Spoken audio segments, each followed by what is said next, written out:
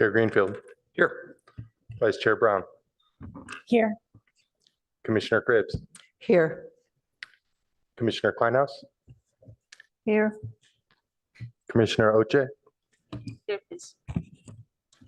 Commissioner Way. Here. Chair, that's 6 present. Thank you. And the Vice Mayor? Vice Mayor Stone, Yep, here. Thank you. Now is an opportunity for public comment. If there's anyone joining us this evening who would like to speak to an item that's not on the agenda, or anyone who's joining us online who'd like to do the same, now's a good time to raise your hand online, or make sure you turned in a speaker card.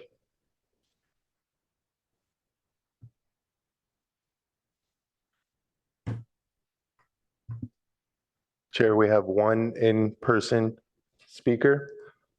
Mark, you have 3 minutes. Thank you.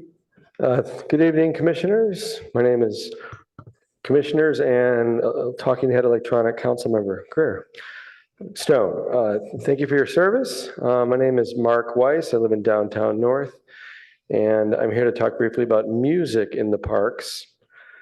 And I, for a number of years, have had a private project called Earthwise Productions that showcases public facilities, public plazas, public parks in Palo Alto. And I actually have 3 upcoming, I want to just mention real briefly, events in Palo Alto parks. On October 7th, I have 3 groups playing Lytton Plaza, Flaming Groovies, Sonny Smith and the Sunsets, and Larry and Nils Beat Hotel Room 32 Reed's Howl. And then on October 10th at Johnson Park, also downtown North, my neighborhood, we have Rachel Bayman and Roberta Lee. And then October 13th at the Mitchell Park Bowl, we have Mas Tolling, Madstolling, who appeared in the city's program a few times in recent years.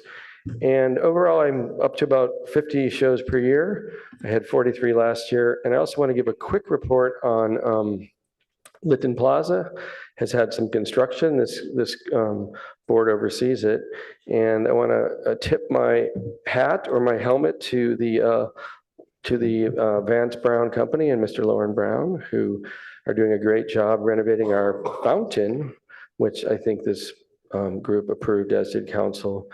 It's going to be one of the best fountains in the area. In my understanding, they're a couple days ahead of schedule, such that the fences might come down for my October 7th event. It was originally scheduled to at least finish by the city's code art event. So I just want to, I did speak to this board once before on an invitation about music in the park. So I just like to, since I'm here, I'm really here for the dog thing. And shout out, I'm not sure I can stay because my wife, the former Public Arts Commissioner, Terry Acebo Davis, might ping me and tell me to come home and make dinner. But I was biking through and remembered you guys were here tonight. And I want to shout out to our dog professional, Officer Washington, who was my contemporary at Gunn High School, or a couple years behind me, and she's from the Ventura neighborhood. I think she's been with us more than 20 years. I forget whether her name is Janelle or Janine, but she's done a really great job as our dog catcher in recent years. And she did respond to an unfortunate incident at Johnson Park not too long ago. I want to shout out to Darren Anderson, who apparently has been here 24 years, hasn't changed a bit, but rumor is he's going to retire to work full-time on his rock band.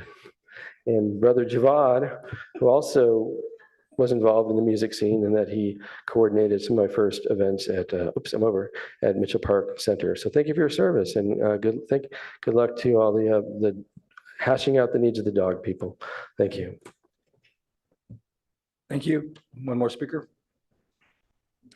We do have one online speaker under the email clin999@stanford.edu.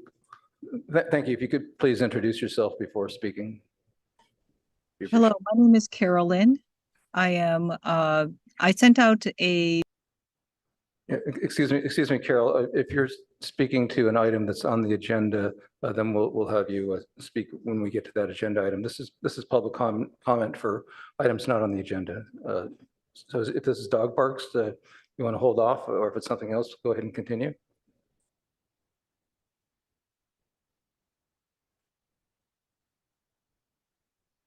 Carol?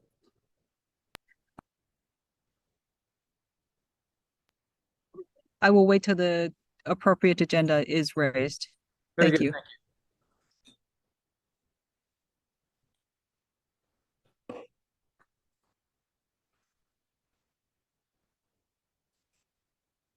And I'm assuming that's the end of public comment? That is correct. Great, thank you. Next up is agenda changes, additions, and deletions. Is there anyone who has any suggestions, comments at this point before we move forward with the agenda as stated? Okay, then we'll start with the approval of draft minutes from our last meeting, August 22nd.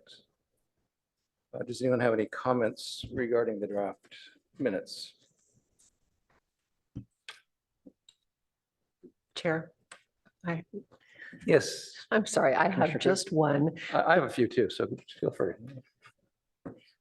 When I reported the name of the scholarship folks for swimming, I think we gave the wrong name, so that correct name should be Beyond Barriers Athletic Foundation.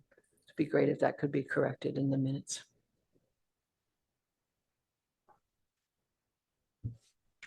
It's Page 14, line 9.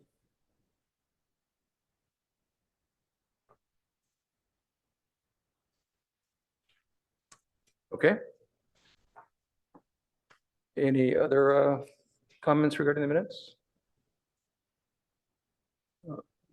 First comment I'd like to make is that thank you for putting the headings on the ad hoc items as Commissioner Cribbs suggested last meeting. That was very helpful. And I think that's a great idea moving forward. I had just a few, there's a few lines with this, some typos or a word missing. Like though instead of, it should be thought, and changing Mr. Freeman to Commissioner Freeman, et cetera. The one substantive question was on page 9, line 33. And that's regarding, there's a 1.1.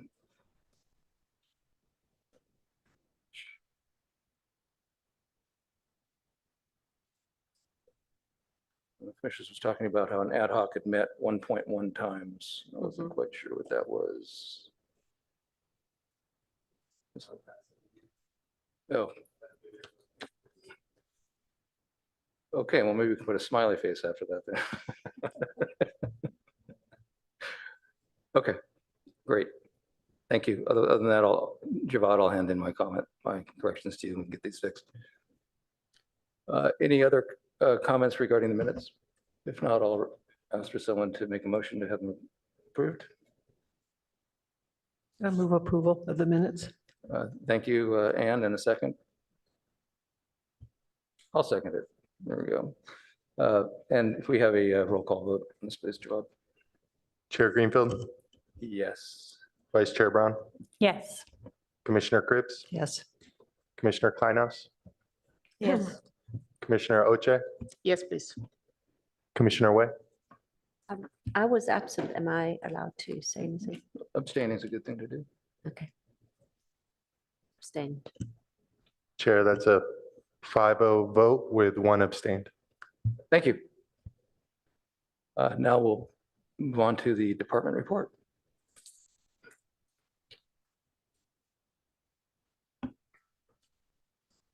Good evening, I'm Darren Anderson with Community Services Department. Let me start with our recruitment.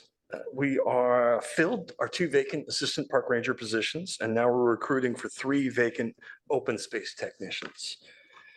We are in the final stages of the hiring process for our division manager of open space parks and golf. Really looking forward to having that position filled, and I'll be sure to introduce you to that person very soon. Recreation programs and events. The Moonlight Run will be this Friday, September 29th at the Baylands Athletic Center. There'll be a 5K walk, 5K run, 10K run and a half marathon, and the times are there for you. And for more information on this or to register, you can visit the Palo Alto Weekly website.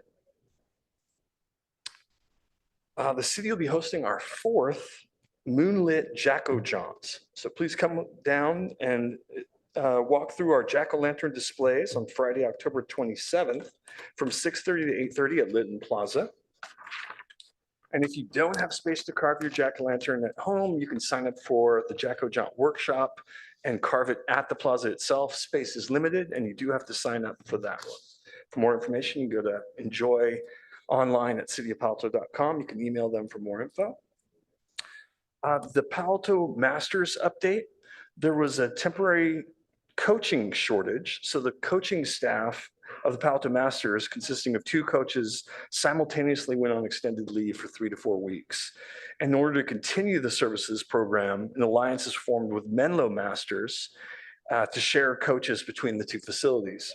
So Tuesday, Thursday, Sunday, master swim workouts will be held at Rinconada Pool, and Monday, Wednesday, Friday, Saturday, workouts will be at Burgess Pool. And swimmers are invited to use either facility to enjoy the coach-led master swim workouts. Some special interest classes coming up. Fall classes have started for both adult and youth. Special interest 126 class sessions are offered. The current enrollment at 1,048 registrants. The most popular programs continue to be youth and adult tennis, adult pickleball, kids love soccer, adult and youth ice skating, and there are currently a total of 586 people on the special interest wait lists. And the new special interest classes being offered this fall, youth pickleball, both for beginning and intermediate ages, 11 to 15, 4 new Lego programs, a new adult yoga program, and an adult drop-in Wednesday morning fitness class called Cardio Dance with Elisa Ford.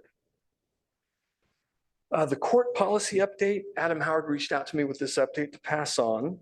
That, just as a reminder, in November 2022, the commission had recommended a policy that would allow pickleball priority access to Mitchell Park dual-use courts 7 days a week from sunrise to 10 p.m. And staff had recommended doing a check-in at 6 months where they would start monitoring and evaluating, as well as forming a citizen community group to help with that evaluation.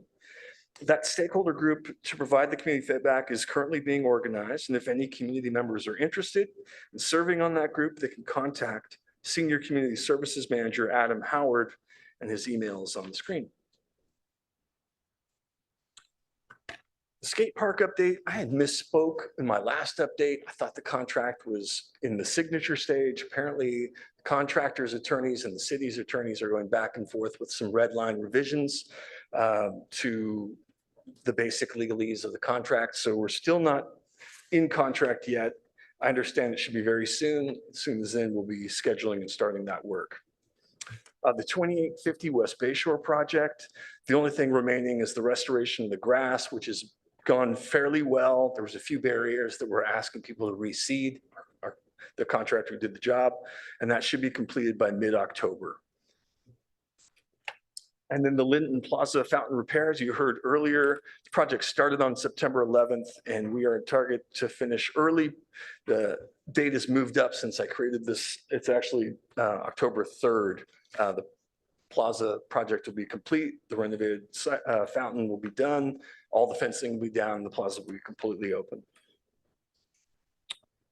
An update on the Palo Alto Junior Museum and Zoo. We've got the new California Dinosaur Garden. There's a ribbon cutting ceremony and celebration from 10:30 a.m. to noon on Saturday, October 7th. And this California Dinosaur Garden will offer 7 life-size animal sculptures, ranging from the size of a small bird to a 32-foot long hadrosaur. And this will help kids imagine these animals in their ecosystem. Advance tickets for the celebration will be available for online purchase on September 22nd. And for more information, you can visit paloaltozoo.org. Other updates, just a reminder, we've got our board and commission recognition event coming up on September 28th at 5:30. And then a follow-up, I think you got an email from me on this rabid bat that was found by the Chemise Trail at Foothills Nature Preserve. The bat had tested positive for the rabies virus. Signs were posted. No additional bats have been found in the area or at all. And the signs have been taken down, so people don't have to keep an eye out for that. But as a reminder, just visitors who do find grounded bats should notify animal control immediately and not handle them.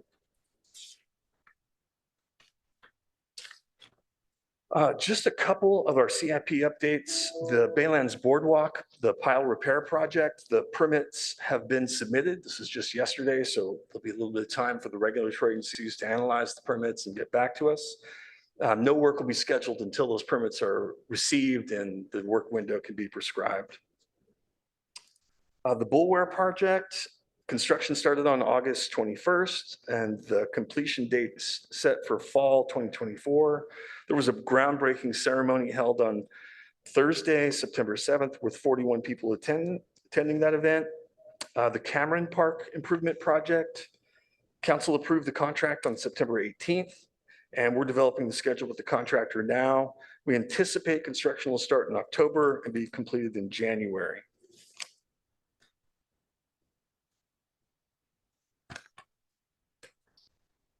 And Chair, that concludes the department report. Thank you. Do any commissioners have any questions for Darren regarding items he brought up or perhaps something else? Shani? Thank you. So there were news about a young beaver in Matadero Creek. And made me think that it would be nice to have a little kind of cheerful updates about wildlife in the Baylands, not only like rabid bats, but maybe, you know, today I saw the first white-crowned sparrow in my garden. So they're coming from Alaska, you know, and maybe also the birds that are just coming to the Baylands, and maybe some of the opportunities that nonprofits offer for people to participate in the Baylands or at Arrastradero or Foothills. But I'm kind of looking for some happy nature news as well as projects and, you know, those things, if possible. And I think it's wonderful that we have beavers here. Hopefully they'll go all the way up to Searsville Dam, and then we won't need the dam, and there won't be any flooding in Palo Alto anymore because the beavers will do their job. So don't laugh, Toby. So anyway, I think it would be good to present here also what is happening in nature. The seasons are important and there's always something exciting happen. So let's share it. Gladly. Thank Anna? you. Oh, yes. First of all, Darren, thank you very much. It's certainly been a busy month. The 586 people on the waiting list are you able to tell who are Palo Alto residents and non-residents? I don't have that information, but I'm glad to inquire. Just was curious about serving Palo Alto residents. And then just to confirm, the ribbon cutting is a ticketed event or access to the museum after the ribbon cutting is ticketed? The access to the JMZ after is Okay. ticketed. Thank you. Yeah. And the staff did a really nice job of the park opening, the ribbon cutting or the shoveling. It was very, very well done. So I wanted to mention that. Thank you very much. Thanks. That's all. Joy? Thank you, Chairman. Thank you so much for the departmental report. It's great to see that the 2 assistant ranger positions are finally filled. Yes. I know that has been open for quite a while now. Big congratulations to the city as well for the California Dinosaur Garden. I'm hopeful I'll be able to attend with my kids, and I'm sure they'll be excited about that. I also want to say thank you for the capital improvement projects breakdown. That really helps, but I'm not too sure if we get it by email or is it posted online? Because I don't remember seeing it anywhere? This list that I showed Like today, the slides that you, the departmental reports, is it possible to share it with us? I can email it to you. Awesome. Yeah. And then the last thing I wanted to say was to find out if we have a reminder anywhere for the public to know not to touch a dead bat. Do we have it anywhere? Not with like signage in the preserve. No, we don't.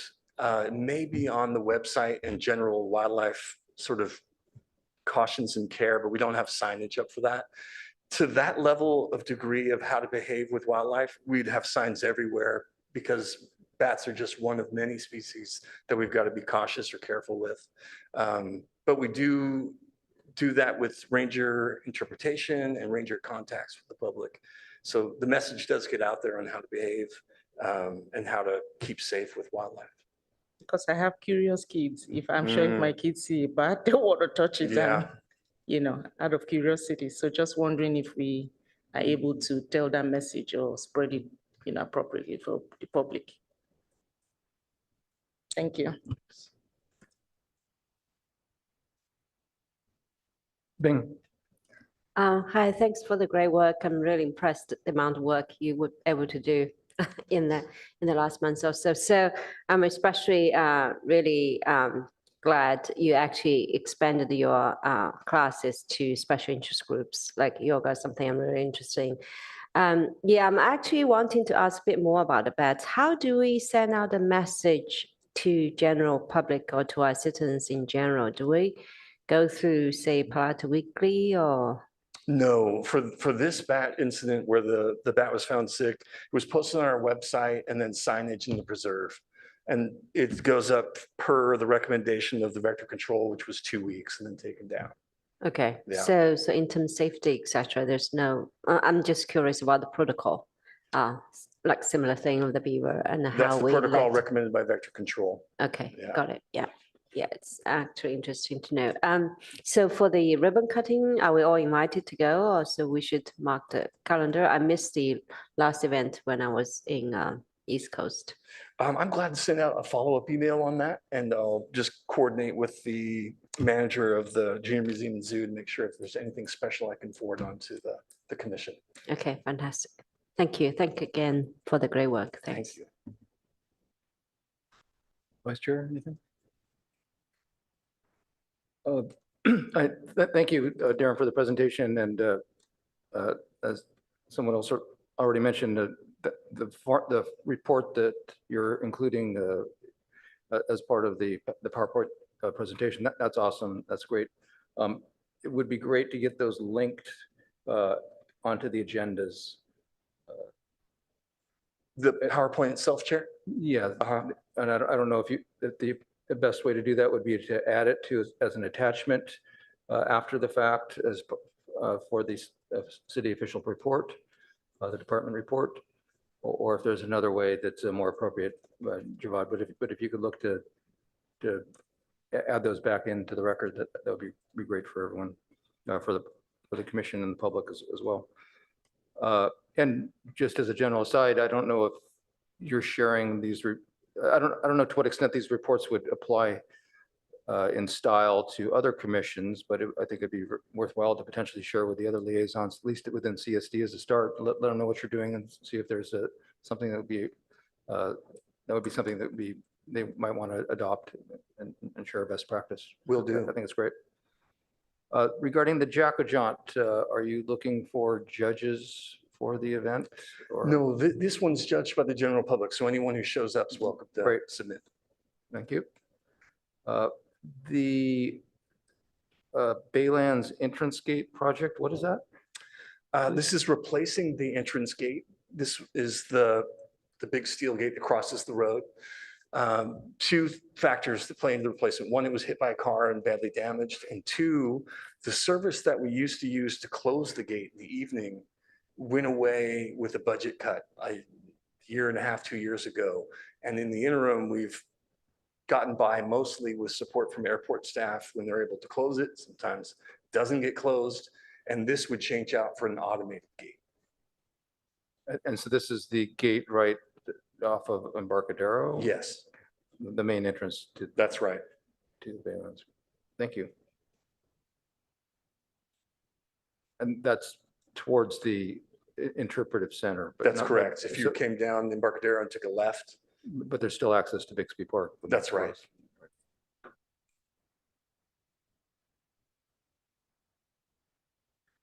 Thank you. A couple other questions. Do you know what the status is of the Cubberley restroom? It's, you know, this project that's been approved, and then it has a very long lead time of 10 months or so. Do we know if that's been ordered yet? Yeah, my understanding is that council approved the purchase and the order's gone through. I need to verify exactly how long it'll be. The original estimations were somewhere around 9 to 10 months for the order process, but I will get an update on that. If you get a status update on the projected completion timeline. Sure. Similar question regarding the Pearson Arastadero construction project. When's all that stuff going away? Yeah, and what we're really talking about is the utilities department undergrounding and gas line repair projects that they've got that are in Arastadero and Foothills. And I've emailed to ask for an update. I haven't gotten an answer yet, but I'll get back to you on that one too. Great. Thank you. Appreciate that. And finally, it's at Greer Park in the area where the new construction is going on, there's kind of big piles and big hills of construction dirt. And it's kind of just right outside the park. Are there any issues or concerns with that? It's kind of an odd visual. From one side of the soccer field, you look over and beyond the skate park, you see a mountain of dirt. I am not positive. I believe that's affiliated with the 2850 project. Right. And I know that part of their permits require cleanup of site. I don't know if that is allowed in the permit or not, but I can follow up with planning and see. That'd be great. Thank you. Any other questions or follow-ups from anyone? Johnny? Just to add to one of your questions, it seems like the layout yard at the Arastadero expanded. They had an area that was used to store construction materials and all that. Yeah. And then that area is now basically really in desperate need of restoration. Yeah. But now there's another one next to it. Why? Yeah, they said they needed this space for the undergrounding project. When we met with them originally, we stipulated that it's going to have to be brought to original condition, if not better. And so they understand that. And once they're done with the project, they'll pull out and we will have them return it to original state. For both of those construction For everything areas? that they did in the preserve, whether it's undergrounding and disturbed earth, the understanding that I have is that they're going to come back and fix everything. Some of it is really compacted and there's gravel and it will be really, really hard to return it to what it used to be before they did what they've done. And also some of it is becoming invaded with some invasive species. Yeah. And if those are not maintained all along, then you get the seed bank in place and then you get contamination spreading from that site. So I don't know how, but some supervision is desperately needed there. Yeah. Thank you. Thank you. Anyone else?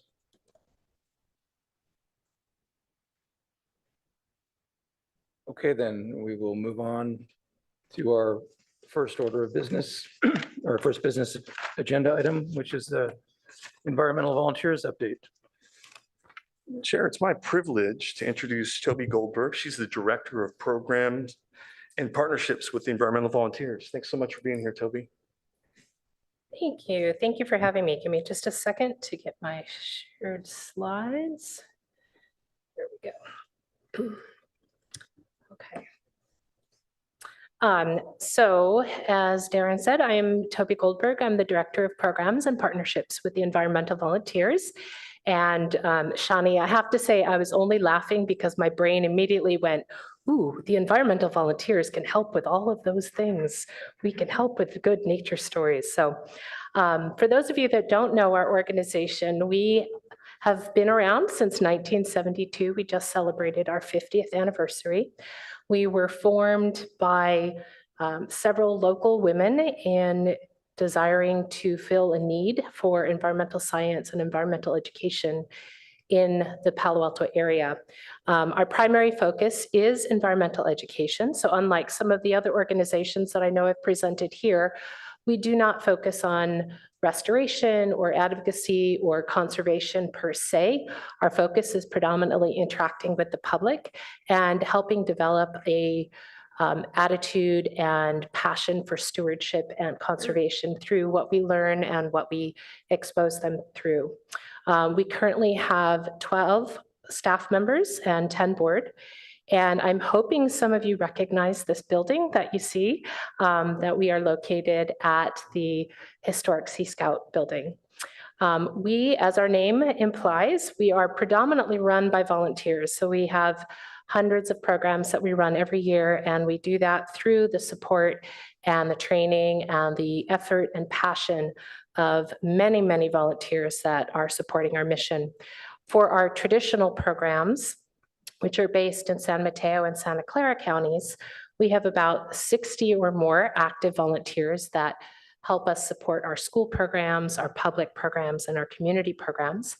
And then we have a subsidiary organization called Sprout Up, which we acquired about 3 or 4 years ago, which is a national organization. They have chapters in various cities throughout California and New York City, and they are a college student-based organization, and they have over 150 volunteers that participate in their programs.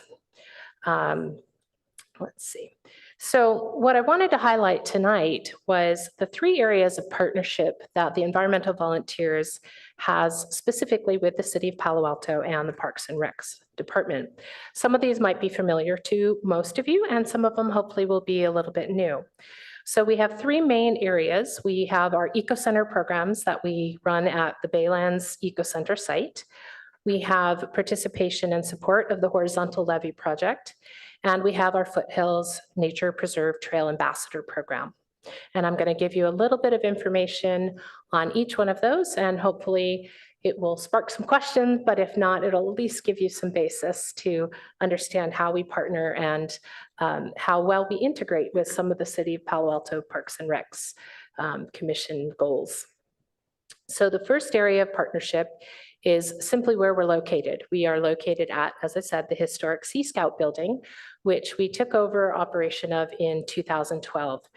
It was for those of you that haven't been there, it was a historic building that had been left a little bit to its own devices for about 20, 25 years.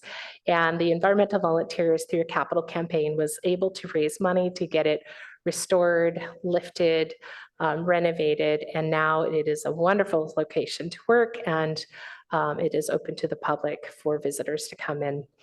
We have about 150 to 200 educational programs located at our Baylands Eco Center every year. That includes our open hours, where we have touched tabletop hands-on activities. We have computer touch screens. We do nature walks. We have field trips with school groups. We have guest speakers that come for the public, and we have weekend family programs that are open to the public. The majority of the programs that we run at the Baylands are free of charge, and we've done that very deliberately because we want to create a welcoming and open environment for everyone to come and learn about the Baylands and the beauty and the nature that is available to them. So we're trying to reduce some of the barriers for participation. Our programs are for all ages. We specifically target 6 to 11 ages, but we encourage families, grandparents, parents, brothers and sisters, neighbors. We encourage all ages to come. Through these programs, we provide experiences to between 2,300 and 3,500 members of the public each year. So the impact is broad, it is wide, and we hope to keep expanding that. And that has been a wonderful location for us, and hopefully the city feels the same way, that it's been a good partnership. The second project that I wanted to mention as a partnership with the Environmental Volunteers is the Horizontal Levee Project. So our formal partnership began in 2022, but before that, we had had a lot of informal experiences where we were supporting bioblitzes and diversity exploration and community science in the Baylands. As part of the formal partnership, we offer four family nature walk programs per year. So those include our King Tide program, those include our low tide program, and they include family nature walks in general. And the goal is to explore the Baylands and to see how it changes throughout the year, and to give people an opportunity to come back over and over again and recognize that this is a location that every time you come to, there's something different. And it's amazing and wonderful. And to Shani's point, there are some beautiful things that are happening in nature that is a wonderful way to share it with the public. So we try to have a minimum of 4 experiences through part of this partnership. We also do 2 formal Baylands BioBlitzes every single year. We try to do one in the fall and one in the spring. And if you're not familiar with the BioBlitz, because I get a lot of kind of blank stares when I tell people that that's what we're doing. A BioBlitz is basically a set period of time where you have a group of community scientists that go out with usually iNaturalist or eBird or some other recording device, and you count every single living organism that you can see. As you can imagine, that's a very daunting task for 1 or 2 people to do. But if you have a group of 50 people and each one gets an assigned location, it's much more manageable. And what they find and the experience of wonder and excitement is just amazing to see. They really get into it. So it's been a lot of fun participating in those BioBlitzes. As part of the BioBlitzes and these formal horizontal levee project activities, we also have activities at our open hours that are tied into those. So during the King Tides walks, we'll have open hours that are all themed about the tides and water and the salt marshes. And we've had 120 participants in the nature walks and the BioBlitzes since we started the formal partnership in 2022. And then our final project that we have as a collaboration with the city and specifically with Parks and Recs is our Foothills Trail Ambassador Program.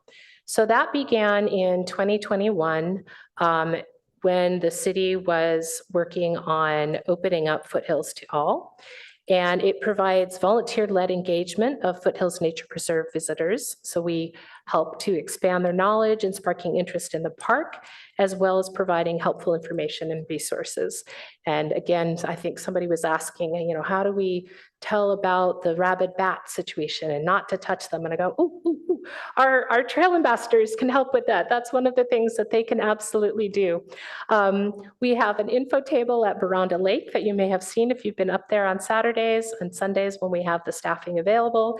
And then we have wonderful trail ambassadors that rove around on the trails. They have those bright yellow vests, and their goal is to just excite people about being at Foothills, tell them about what's happening at the park, what kinds of nature they can be seeing at that time of year, highlighting any special events or any activities that they can get involved in at the park. And then we also, in addition to that, as a way to encourage participation and enthusiasm and visitorship of the park, is we have formal nature walks that we lead with a naturalist at least, I think it's once or twice a quarter. We try to do it once a month when we can, but at least twice a quarter we have the nature walks that are open to the public. And again, those are offered free of charge and they are open to anybody who wants to participate. And I think I will end there and give you an opportunity if you have any questions about our partnerships or the organization. Thank you very much for joining us this evening and giving us an update on environmental volunteers. EV is a core environmental partner for our community, and it's much valued and cherished by our communities. Thank you for all of your efforts. If there's any members of the public who'd like to speak, this would be the time to do so. Please raise your hand if you're with us via Zoom, or have a speaker card turned in. I'm seeing no hands raised or in-person speakers for this item. Thank you. Then we'll move forward with the commissioner clarifying questions or comments and questions in general. Commissioner Oche, would you like to speak? Thank you, Chair. Thank you very much for sharing an update with us and great job to your team. Thank you for what you stand for and what you do. I'm just curious to know, I know you have other partners besides the city. And in my head, I'm just thinking, how do you offer like programs that we could include in the recreation programs that we publicize in our Enjoy catalog? Is that something that we could leverage on? That's one question. And then the second one is, do you by any chance publicize the results of your bioplays? I feel that that might be a fun thing to share with the community. So let's see if I remember all of the parts of the question. So the first part of the question was, in addition to the partnerships with the city, what other programs do we run? So the bulk of our programs is actually what we do in the schools. So we have hands-on science programs that we offer for students in K through 6 classes. And we do both classroom-based programming and field trips. And we work with both San Mateo and Santa Clara County schools. So we work from Daly City all the way down to San Jose, and we work with anywhere between 50 to 80 different schools throughout the area. So that is the majority of the programming that we run. We also have a lot of programs that we run for community partners. So we work with, for example, Friendship Circle, which, if you're familiar with that organization, works with disabled youth and special needs students, and they partner them with teen buddies, and we offer hands-on science and nature programming for them as well as part of their enrichment series. So we have a lot of partnerships with other community-based organizations to help supplement their activities and their programs and their enrichment goals for their participants. We have a partnership that we're working on right now with a group called Nuestra Casa in East Palo Alto as well, that provides support to low-income families. And so one of the things that we do is we help give them some field trips and give them some science enrichment that they can provide to their families and to their children. So the partnerships and the programs that we offer are very intended to be hands-on. They're intended to be experiential. And basically the limitation is who knows about us and how many schools we can get into at the same time. Does that answer your question? I would say yes, partially, and I'm just curious to know how we could help as well. So I think the way that the partnership with the city works, for example, one of the things that we are hoping to do is we're hoping to leverage the availability of Foothills Park a little bit more and be able to take school groups or community groups up there and use that as one of the resources for some of our nature experiences. We did that this summer with a group called the Karat School Project, if you're familiar with that organization. Okay, thank you. And we have a nature camp that we do with them called Vamos Afuera, which in Spanish means let's get outside, which works with the RV families in Palo Alto. And we did a field trip nature experience up to Foothills Park, and then we had a barbecue with the kids, and it was all funded by the environmental volunteers, the Karat School Project, and the Palo Alto Kiwanis. And so having the availability of Foothills, for example, or the availability of the Baylands has been a huge benefit for these groups. We do nature walks at the Baylands all the time. It's a wonderful resource and it's easily accessible. And again, one of our goals is to try to reduce barriers for people getting outside and getting into the natural world.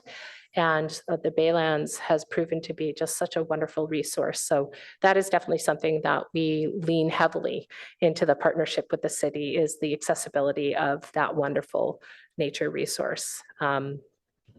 And I forgot the second question. You asked me 2 parts, sorry.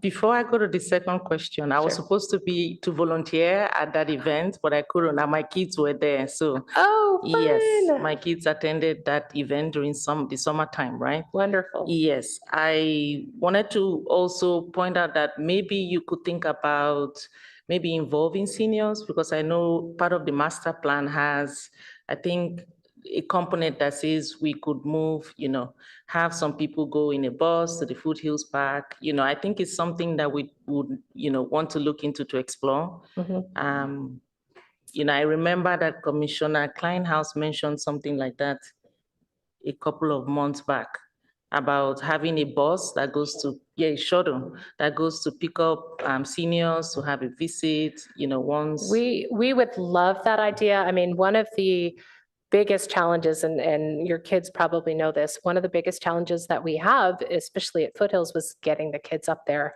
and trying to arrange for transportation was a big challenge and a huge cost. And it was something that we were able to do because we had this joint partnership. But having a regular way of transporting, even to the Baylands, there's not public transportation that gets out there. There used to be. I'm not sure what happened to the bus that used to drop off at Embarcadero Road, but there used to be a public transportation option that would drop people off in Embarcadero, and we could get them out to the Baylands. But I agree. I think having some sort of a bus for seniors or for families or something that was a regular option that people knew that they could catch it, and then we could lead the nature walks, or I love that idea, and it's definitely something that we would love to explore more. Our goal is to connect people with nature, and however we can do that is great. Awesome, thank you. Second question. So I wonder if Palo Alto links will be able to help. I don't know. They've been very helpful to commute for my son because he commutes from middle school home. I'm not I don't know familiar if with that's them. something we could explore as well.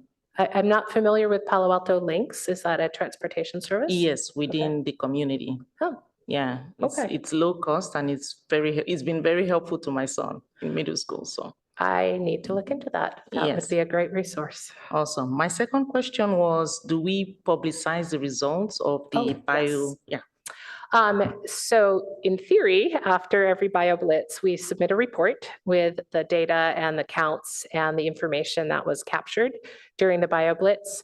I know we usually post it on our website, and I'm not sure what happens to it once we submit it as a report. So I agree with you. I think it would be a great opportunity to publish that.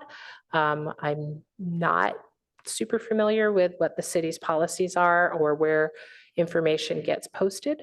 So I don't know the answer to that question. Does anyone else know what happens to those once we submit them? Darren, can you suggest the appropriate place for that? Yeah, maybe I'm mistaken. I thought they might have gone to iNaturalist and that people could log in and see them there. They do get posted through iNaturalist as a project. So I know that we do have a project that goes to iNaturalist, but this was a little bit before my tenure as the Director of Programs and Partnerships. We had been submitting a regular report to the city as well as part of the horizontal levy project.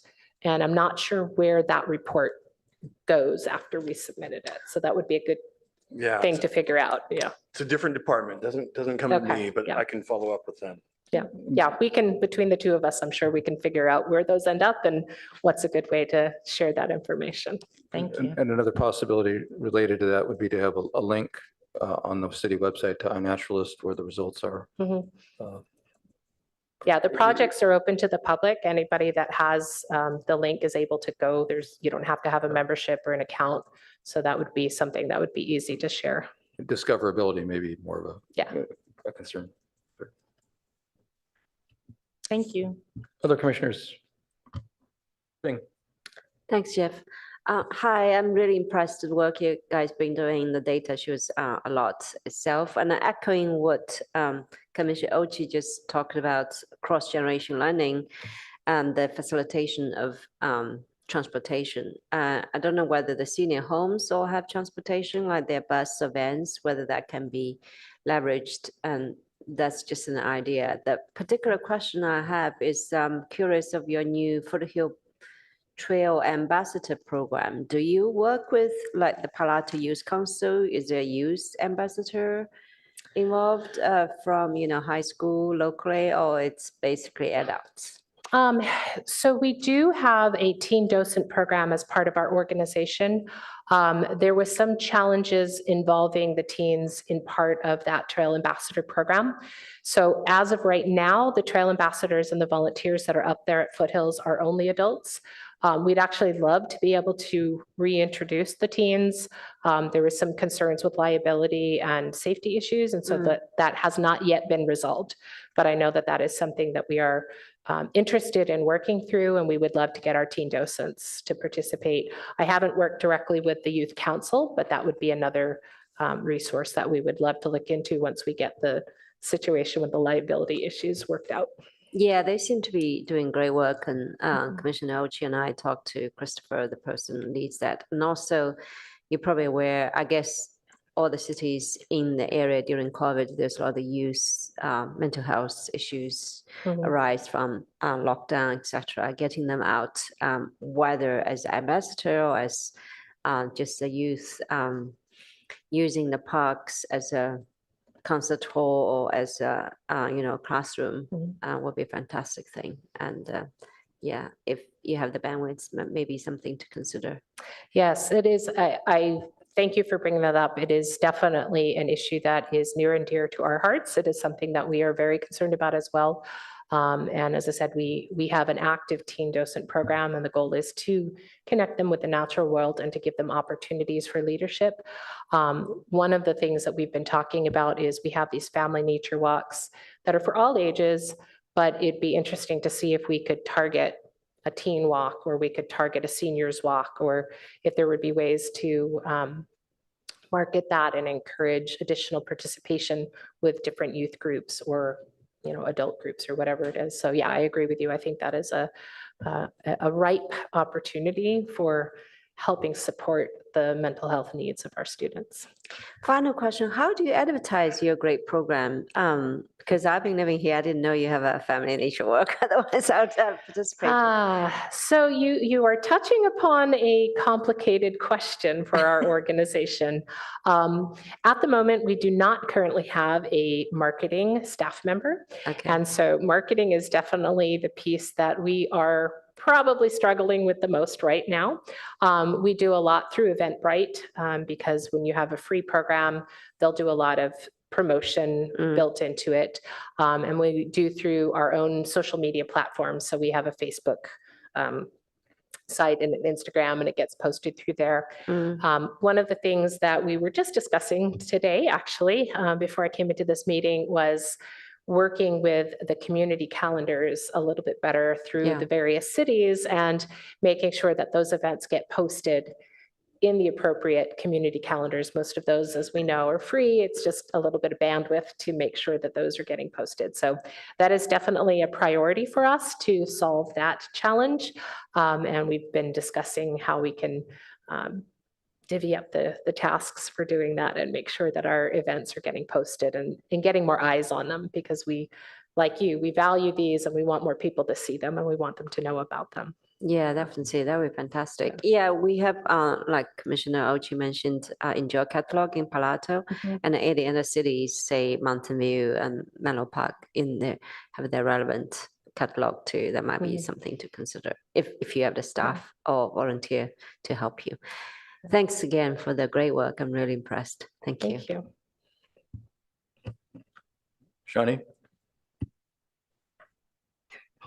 Thank you, Toby. Wonderful work, as always. I'm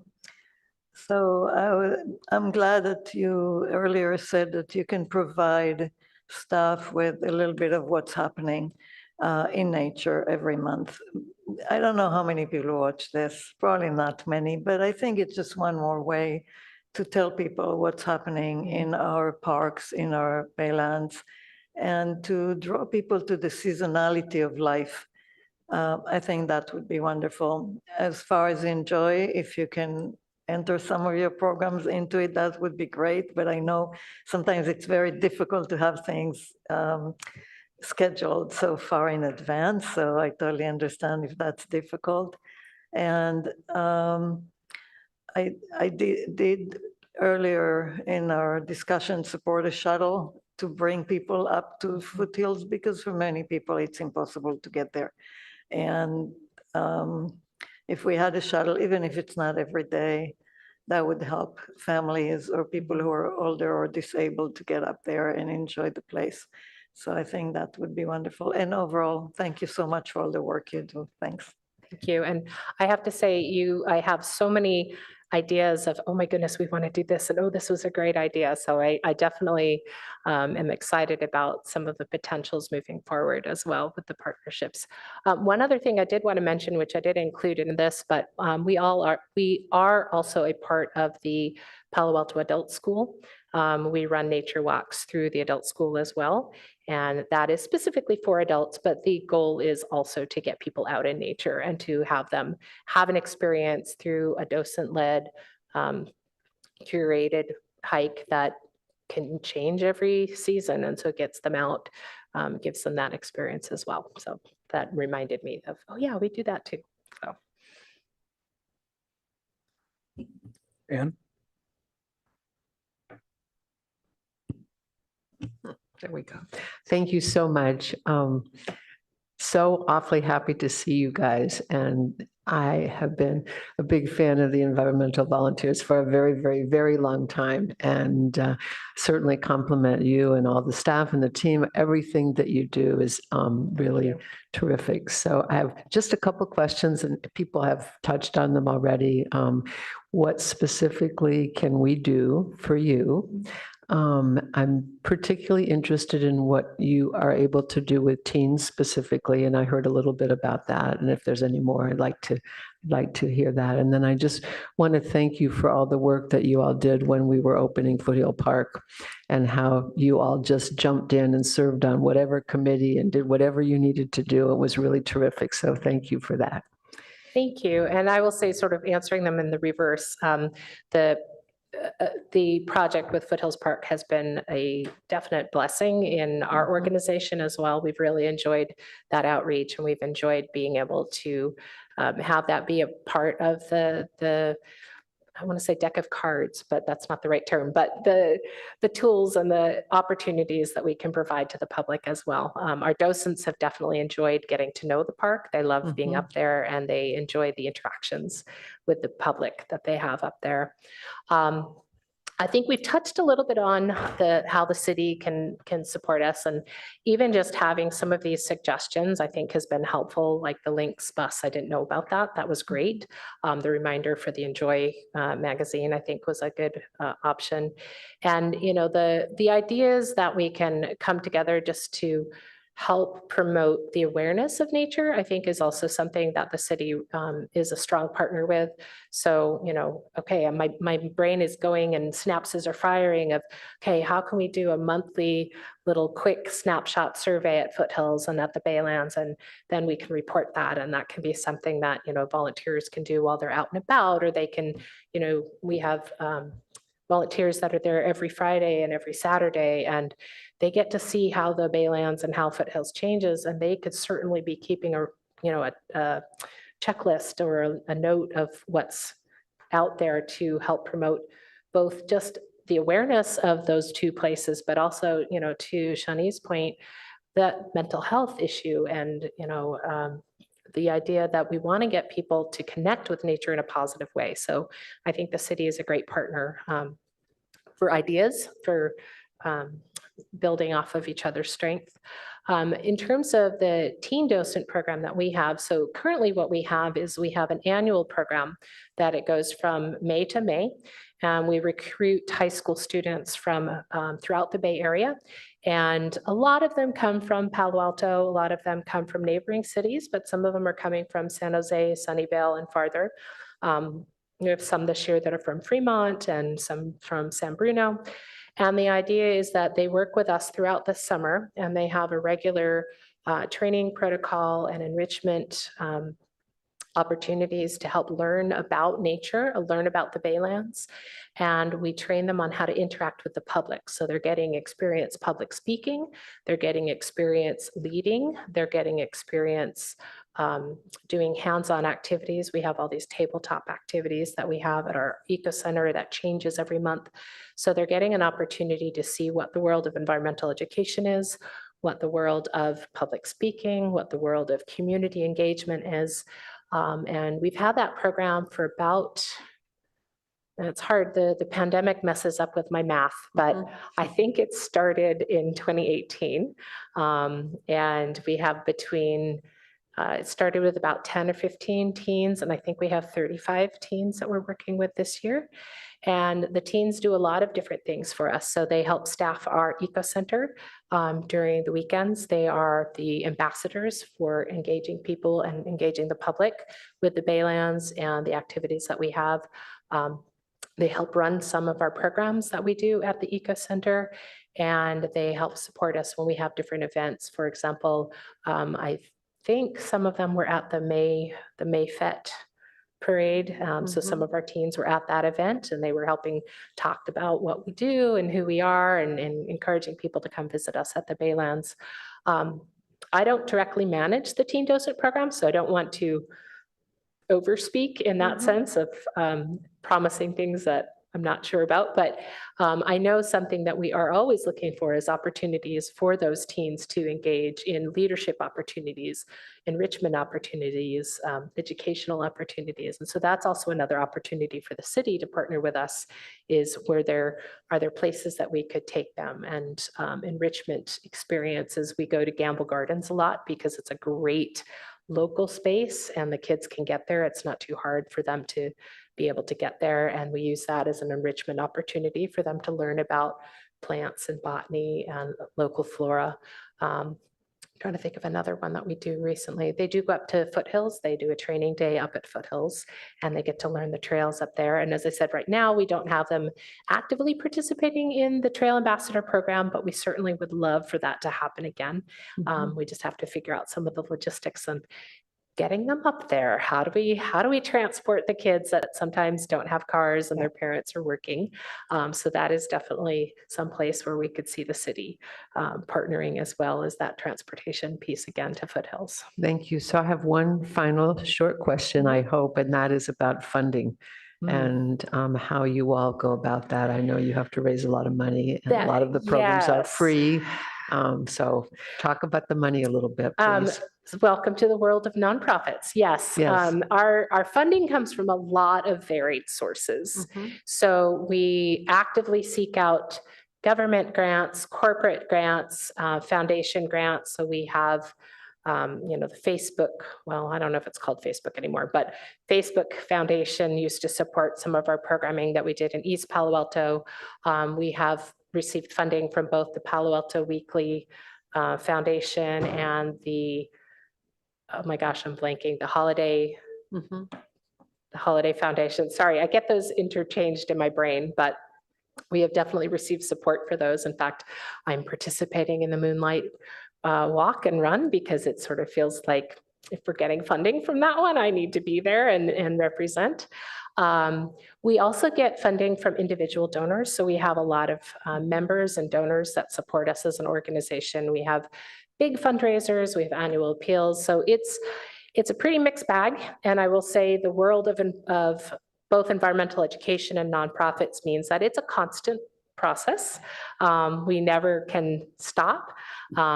We just hired a new executive director. So yay, we have someone who is at the helm, who is going to be leading the charge for our fundraising needs. But that is something that as an organization, we have to constantly be thinking about. I think one of the things that's nice about being such a well-established organization, however, is that we have partnerships with foundations, the Packard Foundation and some of the other local foundations that they know us. So just like you were saying, you know who we are, you know what we do. We have some really good relationships with corporate giving and foundational giving that help support us. So that takes a little bit of the constant pressure off because we know we can count on them. Yeah, thank you. So I figured you are always fundraising, right? Always, Yeah. always. That's the world of the nonprofit. Yeah. Thank you. Mandy? Thank you for coming in person and for the wonderful presentation. Your building is my niece's absolute favorite thing to spot. My question was really about community partners that you Mhm. work with, and if you wanted to highlight any. I stopped counting at 9 of the ones that you referenced because you were already doing a great job of that. But if there are any others that you wanted to highlight that you didn't, or any that you don't work with already that you would love to work with in the future. Oh, well, the answer to the second part of the question is, oh, there are so very many. I mean, if you asked me what my long-term goal is for the organization, I would like to have at least 1 or 2 community-based partners in every city in both counties. That would be our goal, is we would like to be the go-to for community-based organizations that are looking for environmental education experiences. We have a lot of really strong partnerships right now, which as my role is programs and partnerships, it is thrilling. So we are part of the East Palo Alto Communities for Climate Change team. And so we partner with climate resilient communities. We partner with grassroots ecology. We have partnerships through our school programs with Save the Bay and Marine Science Institute and Hidden Villa and Youth Science Institute and Canopy. So we have a lot of different flavors of partnerships. So some of them are school-based and some of them are community-based. Our community programs, we've been focusing recently a lot on East Palo Alto and East Menlo Park, mostly because of the need for support and resources in those communities. So for example, we've partnered with RISE East Palo Alto, if you're familiar with them. And as I said, Friendship Circle, and I'm blanking on some of the other ones that we've worked with. Before the pandemic, we had some partnerships with St. Francis of Assisi after school program. They've unfortunately closed. They didn't survive the pandemic. But our goal, I think, would be to, as I said, be the go-to organization for any nonprofit, community-based organization or city that was just looking for somebody who can help lead environmental education and nature-based experiences. We're working on a partnership right now with the city of Santa Clara to help do some programs with their community programs. Their community center. We partner with Santa Clara Valley Audubon, and I'm sure that there's a million that I'm not saying right now. But the goal is to really get that network and get those roots really expanded and strengthened, because one of the fantastic things about being in the Bay Area and being an environmental education organization in the Bay Area is that collaboration is very much supported. We don't see it as a competition. We see it as a support for each other. And so it's been a wonderful opportunity to amplify the effect rather than step on each other's toes. So, we have different networking organizations that we're part of as well. But then there's also, as I said, organizations like Nuestra Casa. Their focus is not environmental education, but they've recognized, as we've mentioned, how important getting outside and connecting with nature is to mental health and just happiness and joy and peace. And so focusing on, we can provide that. That is the piece that we are good at. And that is the piece that we can provide to the community-based organizations that they may not have that expertise, but we do. And so looking for those kinds of partnerships. So that was a very long-winded way of saying we have a lot of partnerships, but we're always looking for more. Thank you very much. Thank you again, Toby, for joining us this evening. It's really a pleasure to have you. And it's great for all of us to learn about all the variety of things that the EV is doing for us. And I think this is an exchange back and forth. It's nice. I just wanted to highlight the Trail Ambassador program came out of the Foothills stakeholder group, which was a joint group between city staff, commission members, and local municipalities and environmental partners. And so that this was the need was highlighted when the park was opening to the public at large, and there was much more demand for support. And it's great the way that the EV stepped up with this program, and it's really grown into just another valuable jewel for our community. Getting back to your presentation, one of the last slides that was talking about the programs and activities, it had some numbers. I think maybe it was activities and participants. Just wondering if you could review that again. Yeah, let me see if I can pull that back up again. Give me just a second. 'Cause of course, it crashed as soon as I got out of it. I can ask another question in the meantime. If you- Just give me a moment. There we go.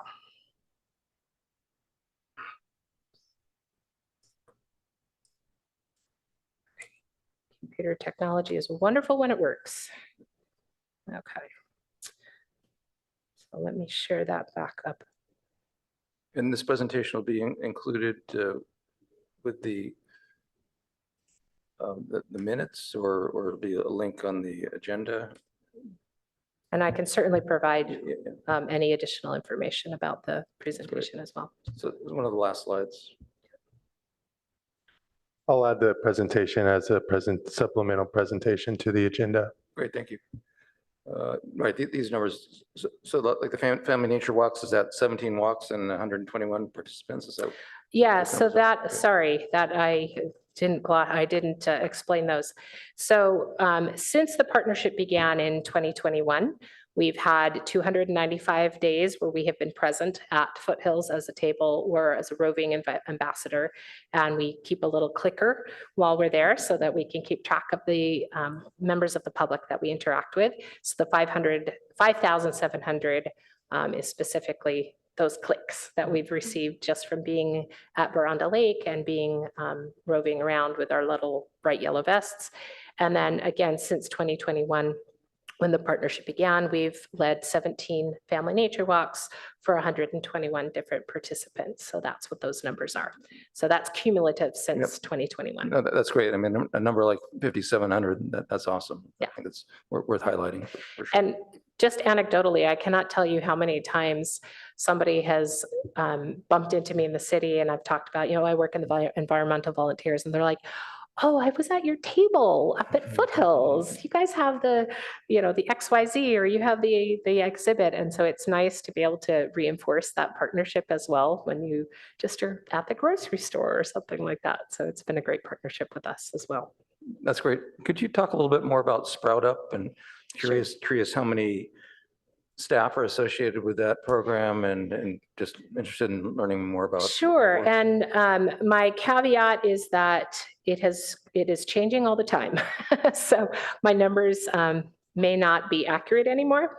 Let me get back to the beginning. So Sprout Up is an organization that was an independent organization. It started at UC Santa Barbara, and it has spread to 5 different chapters in California, and there are 2 different chapters in New York City. And the idea with the Sprout Up is that it is a college-based program. So it's each university that is participating, almost like an environmental club. They have college students that are the leaders. They manage the programs. They manage the communication with the teachers. And it serves as both an environmental education opportunity for students in grades 1 and 2.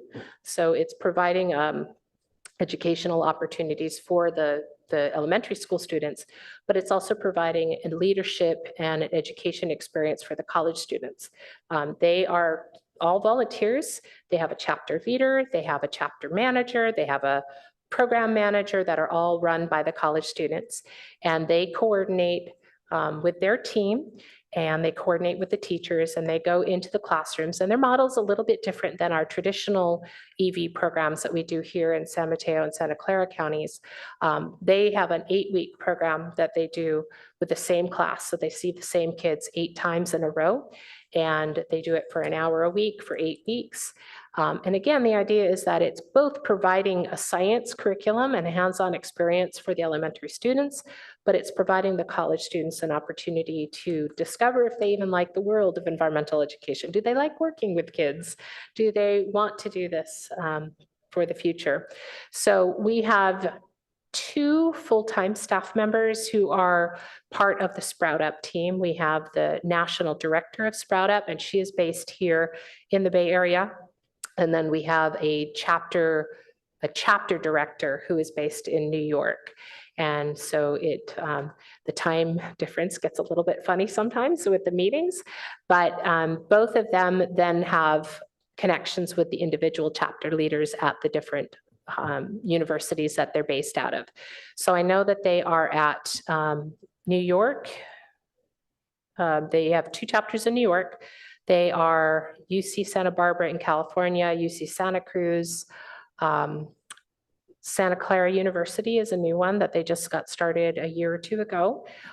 They are just launching a Stanford University chapter, and they have one at UC Davis, I believe, and one at San Luis Obispo as well. So their programs, again, are a little bit different in structure than the EV traditional programs, and they are strictly school-based, so they don't have the community component to it that we do, but they are serving a different need and helping the college students gain some experience and hopefully launch them into the field of environmental education is ultimately the goal. And one of the things that's been delightful for us is we've been integrating the 2 halves of these organizations. As we've had interns that have started out as Sprout Up volunteers, and then they come and do an internship with us, and then, potentially look for full-time positions. And we've had the flip side. You were asking us about our teen docent program. So we just had a teen docent that graduated from our program. She started school at UC San Diego and has decided to start a Sprout Up chapter at her school. So she's taking that experience that she had as a teen docent and helping that to launch a new chapter with the Sprout Up program. So, Can I ask one more question? The same topic. So it's quite an interesting, inspiring story you just told of the teen docent become, new founder of a new chapter. So how does that work? It really depends on individual who have been volunteered with you, then start a new chapter. Not necessarily. So a lot of the chapters were started independently. It basically is, there is 1 or 2 individuals that are passionate about environmental education. They would like to gain experience. And then the Sprout Up National Director has effectively a chapter packet that she can provide to them that talks about, here's how many people you're going to need, and here's the curriculum that you're going to work with, and here's the training. So they will provide the training virtually, obviously, for the chapter representatives at the school that are interested.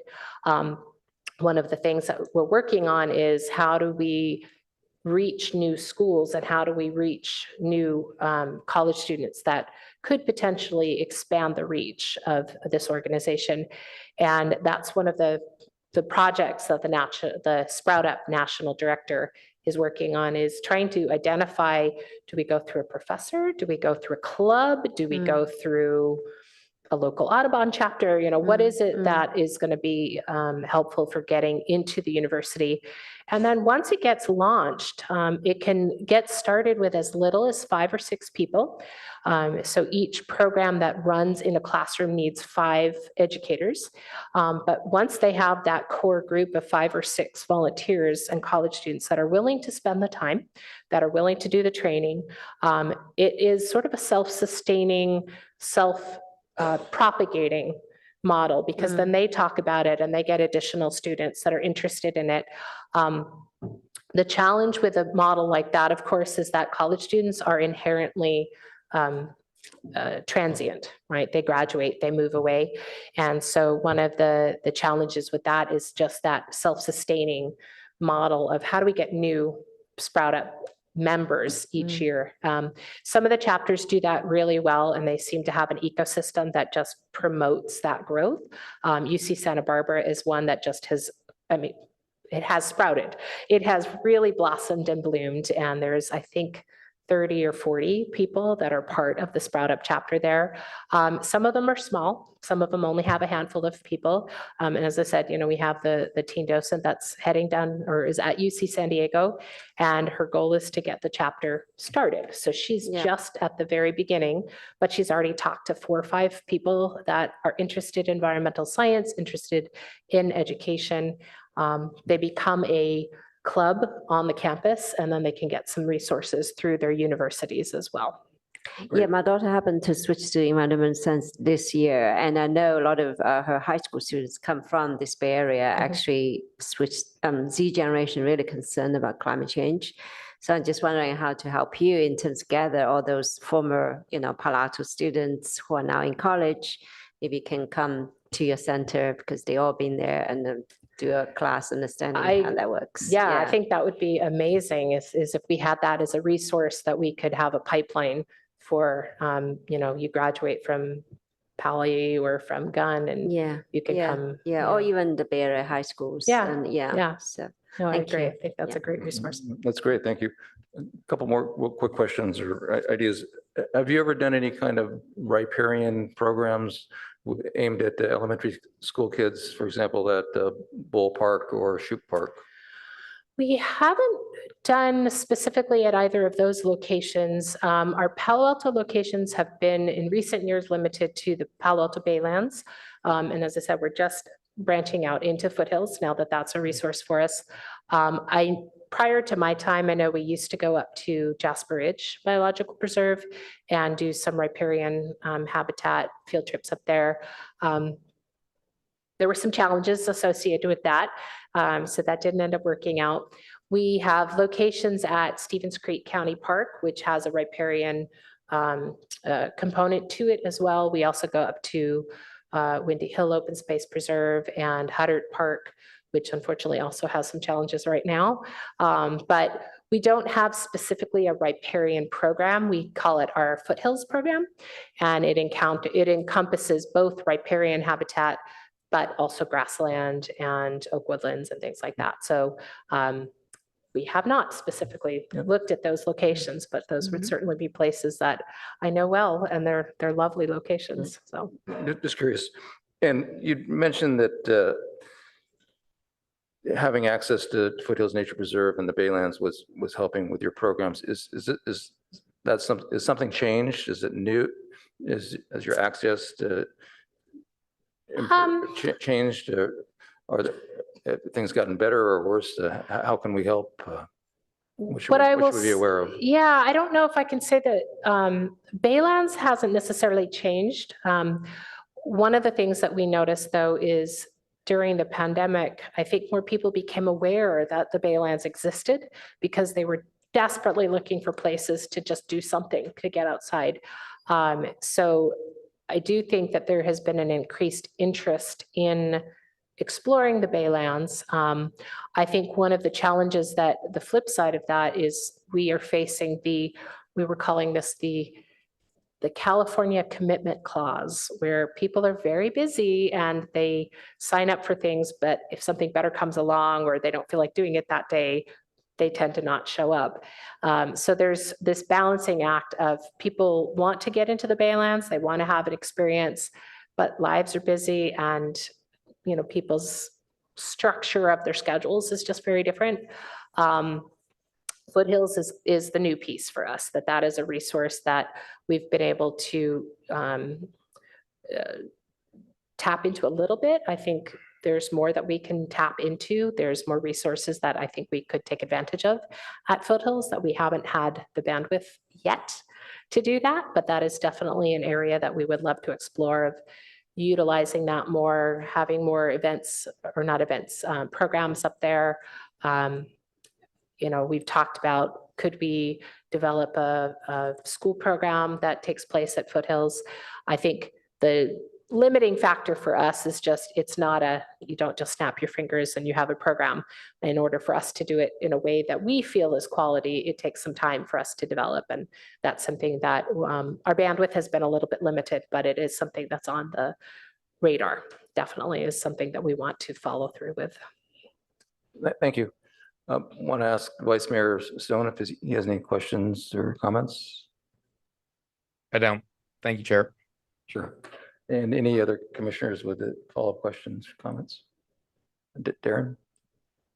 Just to thank Toby so much and the environmental volunteers. We're big fans. They're great partners. We're really fortunate to have partnered with them for so many years. When I started with the city, there was already a very long-standing partnership, and they would staff the nature center at the Baylands for many, many years, or at least help staff it. So we love the EVs. We're really grateful for them. Thanks so much, Thank Toby. you. Thank you. But thanks again so much for joining us and for everything the organization does to help enrich our community. And thank you for having us. It was a pleasure to speak with you tonight. Thank you. Next.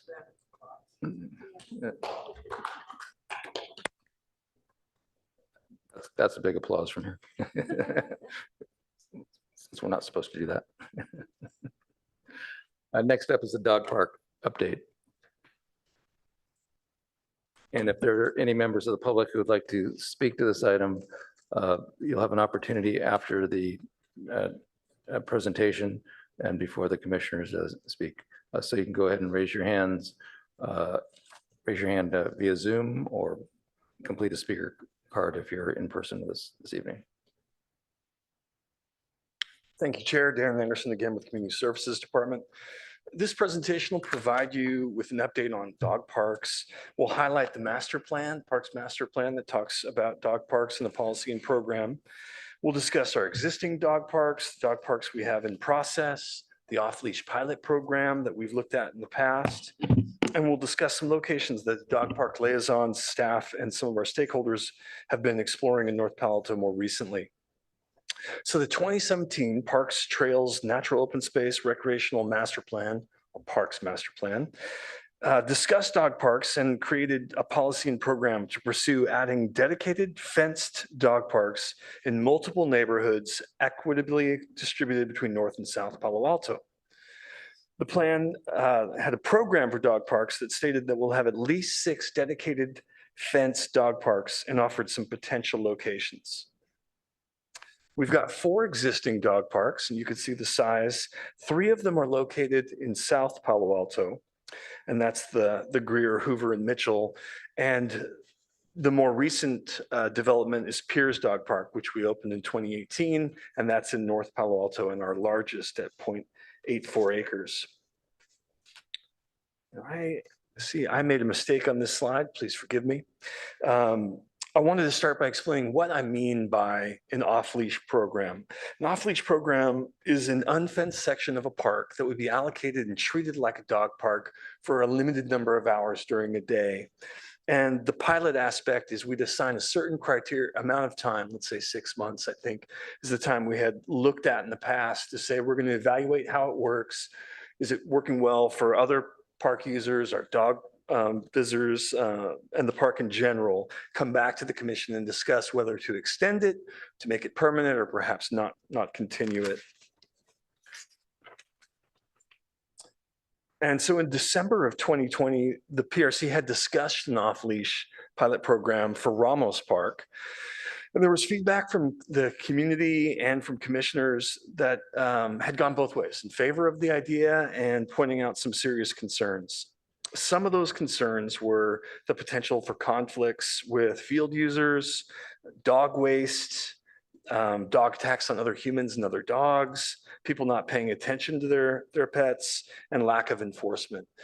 That combined with some feedback we got from the community who wrote in significant numbers to say we're really concerned with this idea. Ultimately, we didn't pursue the off-leash program. We've got some dog parks in process. There's 2 right now, and one's at Mitchell. This is one that the commission looked at not too long ago. We talked about expanding the existing dog park and adding a new small dog park to this site. That will go out to bid this fall and be completed in early 2024 is the plan. And then the other dog park in process is the Bulware Park. This is part of a bigger renovation project that started last month and will be completed in the fall of 2024. So the dog park liaisons, a few key stakeholders that we've been working with, and staff have been looking for locations in North Palo Alto that we thought were tenable and had potential. Hopkins Park near the Halewell site. I'll show you some photos in just a minute. Johnson Park, El Camino Park, and Rinconada Park more recently are some of those that we've been considering. This is the area at Hopkins Park. And this site was recommended by some stakeholders that we've been working with. It's about 0.35 acres. It's already fenced on 3 sides. There's already a water fountain you can see in the photo, and there's some seating available as well. It's in an underserved area of North Palo Alto. It's shaded. There were a lot of benefits to the site that we thought had some potential. But as we looked further into it, one of the key challenges of this site, so this is that back fence of that park, and you can see the proximity to the adjacent creek. In some areas, it's 5 feet, in some areas more like 15 from the distance. And we knew that was going to be a potential issue. And the liaisons and staff reached out to Commissioner Kleinhaus, thank you again, just to ask for her feedback on what kind of environmental impacts we would have if we were to put a dog park so close to the creek. And she said, I do think there would be some impacts. I think a setback, although the city's setback of 5 feet minimum from the edge of creek is what's on our rules for Palo Alto through our planning department. Best practices, Commissioner Kleinhaus has explained, is probably more like 100, if I've got that right. And please jump in and correct me if I misunderstood. Depends on which creek and what kind of location. Usually we look at the minimum of 100 feet and up to 300. Thanks, Commissioner Kleinhaus. So that is one we had looked at. We didn't move too much further. We thought we might be at odds with the environmental community on pitching this one and started looking at other options, including Johnson Park. This was another one that was suggested by the stakeholders. It's a fairly small park at just a hair over 2 acres.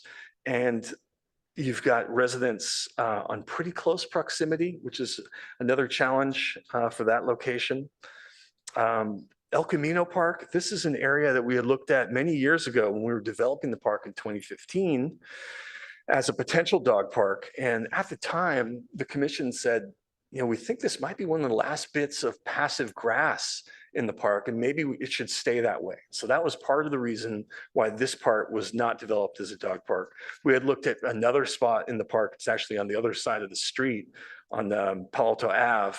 Ultimately, that was Stanford's land, and they said, no, we have other plans for that. You can't put a dog park there. We looked at the other side, the southern portion of El Camino Park, closer to Red Cross building. We're also told, no, there's potential plans for transportation project there that would make that untenable. And so staff came back to this spot as something we could consider. It's got the advantages of not being too close to neighboring homes. At the same time, it's got the disadvantage of being so far from those homes, where it's not an easy walk from the neighborhood, which is why some of our stakeholders said, we don't really think this is a great spot for a dog park. And more recently, we haven't had a chance to talk this through with the key stakeholders we've been working with recently, but the dog park liaisons and staff looked at Rinconada Park, which is in the north and does have a section of grass here that you can see outlined that is fairly underutilized, and it's not too close to residents. So we thought that may have potential, but a lot more explanation is needed. I want to talk a little bit about the interest in a dog park for the Barron Neighborhood Association or group. They had reached out to the commission and suggested that a dog park would be really essential and helpful in the neighborhood. And they pitched these 3 areas as potential sites. And as noted in the staff report, the liaisons had reached out to them to say, this is great. We're really glad you're interested in this. Right now, we're focused on North Palo Alto because only one of our 4 dog parks is located there, and we're trying to find a spot there. But we will certainly keep your ideas in mind as we continue to look at locations. But the 3 they pitched were Bull Park, Briones, and Strawberry Hill. Strawberry Hill is not Palo Alto property. It actually belongs to the school district. Some of the challenges we've been running into is in finding a suitable location for a dog park, including finding a space that's large enough that doesn't displace other existing recreational use and doesn't conflict with wildlife or sensitive habitats, and ultimately isn't too close to creeks or neighboring homes. And it's one of those things that sometimes you look at a spot like El Camino and we sort of ruled that out for other reasons. And sometimes you got to come back and look at it again. And I think that's the task of the liaisons and staff and our stakeholders, to keep reevaluating, keep looking, and not give up on trying to find another spot. Our next steps are really focusing on these two upcoming projects that are still need to go out to bid. So the Mitchell Dog Park, as I mentioned, that we're preparing the bid package, and that'll go out this fall and be completed in early 2024. And then the Bulware Park project is already started, and the dog park will be a part of that. And we can look forward to that being completed in the fall next year. And lastly, that the dog park liaisons, our stakeholders and staff will continue to analyze potential locations for a dog park, in particular in the north. And I just want to thank the dog park liaisons. Thank you so much for all your help and brainstorming and problem solving, communicating with our stakeholders, and trying to help this be a successful next step in finding a spot. That concludes this presentation. Thank you, Darren. Thank you for the update and report. Thank you to the liaisons to the dog parks, Vice Chair and Commissioner Cribbs. And I'll also just highlight that the dog parks are something that's really been grown out of the Parks and Rec Commission. Initially, some of our predecessors did a lot of early heavy lifting to get the dog park program off the ground, working with the community and working with staff. But it was really a lot of the specific initiative of the commission, and it's important that we carry on their work and further the service to our canine friends and our community overall. Do any commissioners have any clarifying questions? Do any of the other liaison want to make add any other information before we hear from the public? And again, if would like to speak to this item, please raise your hand or fill out a speaker card. We'll go.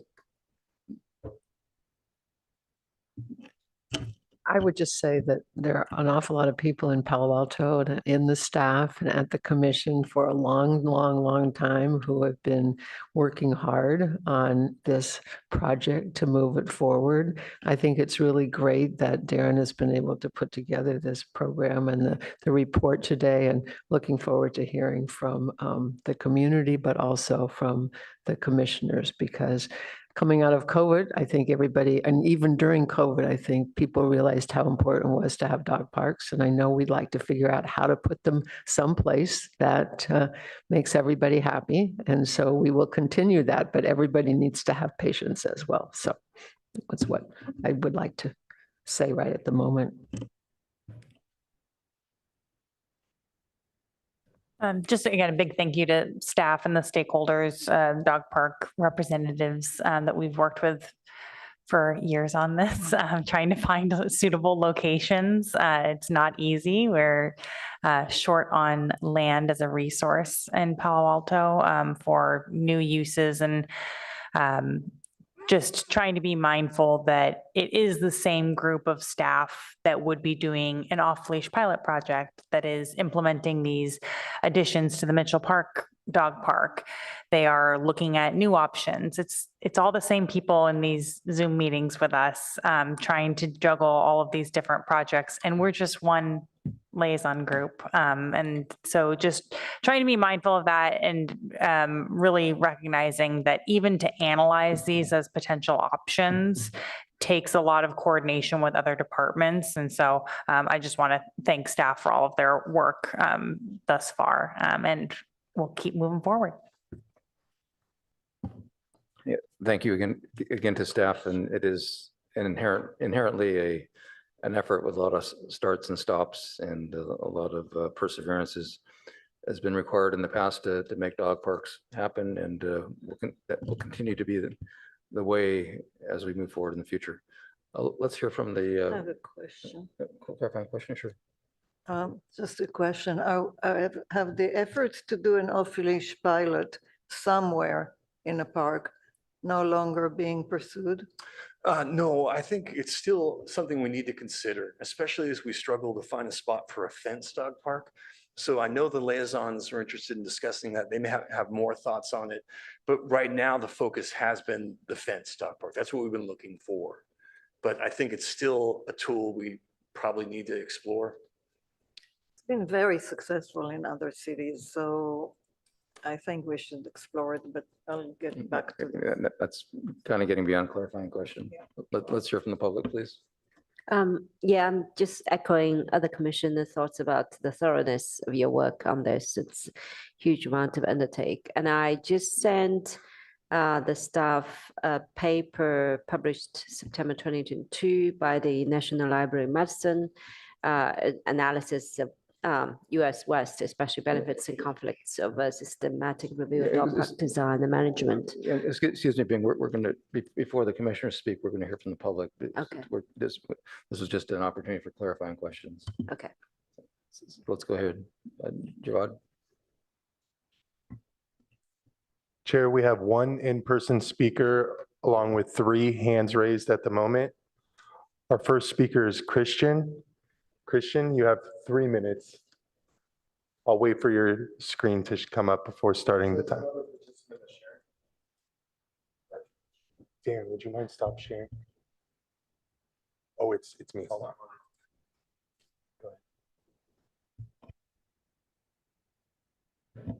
Go ahead. There we go.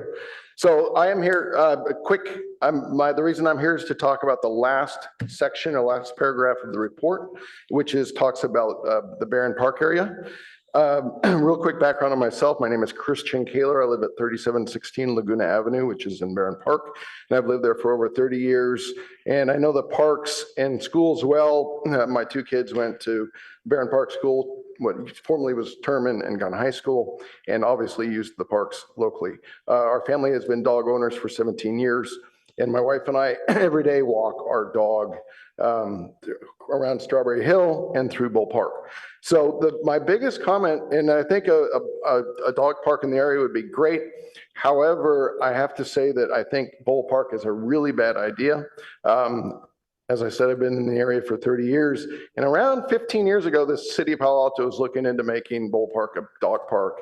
I don't know how many of you have been working on this stuff for 15 years, but so I wanted to just remind the folks about, if you look at the area that's trees, that's the creek, that's Matadero Creek. And so if you tried to do an off-leash area, the dogs go into the creek, and it's not a good barrier because the property lines are actually the center of the creek. So now you have the dogs across in private property, and they disturb the cranes and the mallards and the wildlife that are in the creek. So that's the problem. And also the width of the park at that wide spot in the middle is about 110 feet of the developed portion of it. And so it's very narrow. And if you're trying to do a 1/4 acre, let's say 100 by 100 or whatever your dimensions are, there's really very little room there. And so if I switch this view, this is the view from the parking area, where you can see if you did have a fenced area, it would have a significant impact to your view down the park, which is one of the best parts about that park. So I think the Briones Park would be an excellent choice because it's surrounded on 3 sides by streets, and then it has a fence on the other side. And there are certain areas that have very light use. This area that that's on the screen, if you go there every day, there are people using that park all throughout that area because there isn't a lot of area to use. And if you look at the satellite view, you'll see there's quite a bit that's undeveloped, and that's Barron Park. That's why we don't have sidewalks. That's why when I had pushed the stroller of my kids in it, I was fighting the street, but I was okay with that because that's part of our rural neighborhood, and so that's why we wouldn't want the undeveloped portions developed. And with that concludes it. So that's just my feedback on the Barron Park area. I think it'd be great. Strawberry Hill would be very interesting because there's nothing developed there, but it does have that complication of the school district. Thank you. I'll stop sharing. Thank you.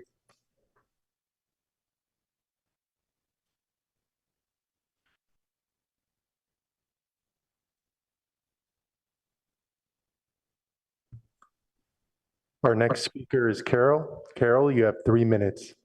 I had sent in a PowerPoint presentation, or am I allowed to share screen? I can share screen for you.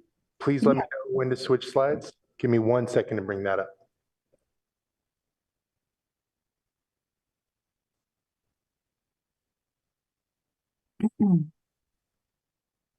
Okay, great. Thank you. Hi, my name is Carol, and I'm part of a very vibrant dog community. We don't have a park yet. And I wanted to highlight our grassroots effort and hopefully emphasize on the positive impact that a dog park could have on our community, because we are already a very cohesive unit, and there are a lot of positive impacts. So this is the Barron Park Dog Community. Next slide, please.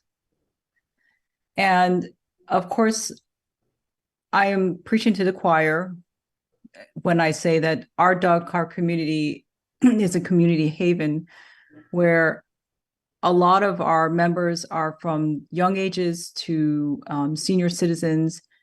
We care for each other, we look out for each other, we catch up on each other, and we look out for each other's kids, dogs, and give advice. I mean, it's really a very sharing community. Our dogs are socialized. We pay attention to our dogs. We are very safe. And I wanted to highlight the fact that Barron Park has a lot of dog owners, and a dog park would meet a growing need, a community service that we already desperately need. Next slide, please. So we started this grassroots efforts with a petition. And when we started out and presented this couple months ago, this was, very early, but it has grown to 695 signatures with lots of views, and the responses are all really very positive. There's a lot of support, as you guys know, for dog parks, and particularly in our neighborhood. Next slide, please. And more recently, after our leadership for this dog park, I'd like to highlight Samir Tumar and John King, as well as myself, as well as all of our efforts together. We talked with Anne and Amanda, and they wanted some community feedback to see which sites were the best sites that is preferred by the community, so they can direct their efforts. So we have some survey results from these flyers. Next slide, please.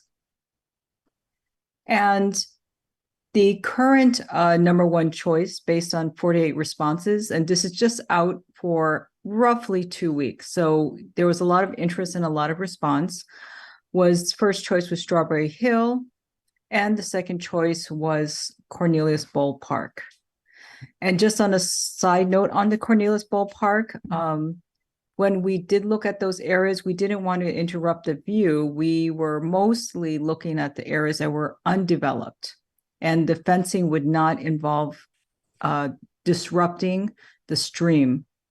Next slide, please. Excuse me, Carol, your 3 minutes are up, so I'm going to ask you to wrap up. Okay, well, that was the most important information. Thank you very much. Thank you. And thank you for sending in your presentation beforehand as well.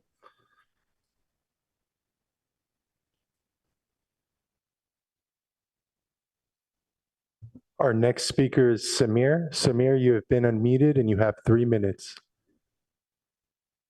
Thanks very much, Commissioners. I appreciate the time and opportunity to speak with you. First thing I'd like to do is thank Commissioners Cribbs and Brown. They've been wonderful liaisons and have been very helpful to our group in discussing ideas and options.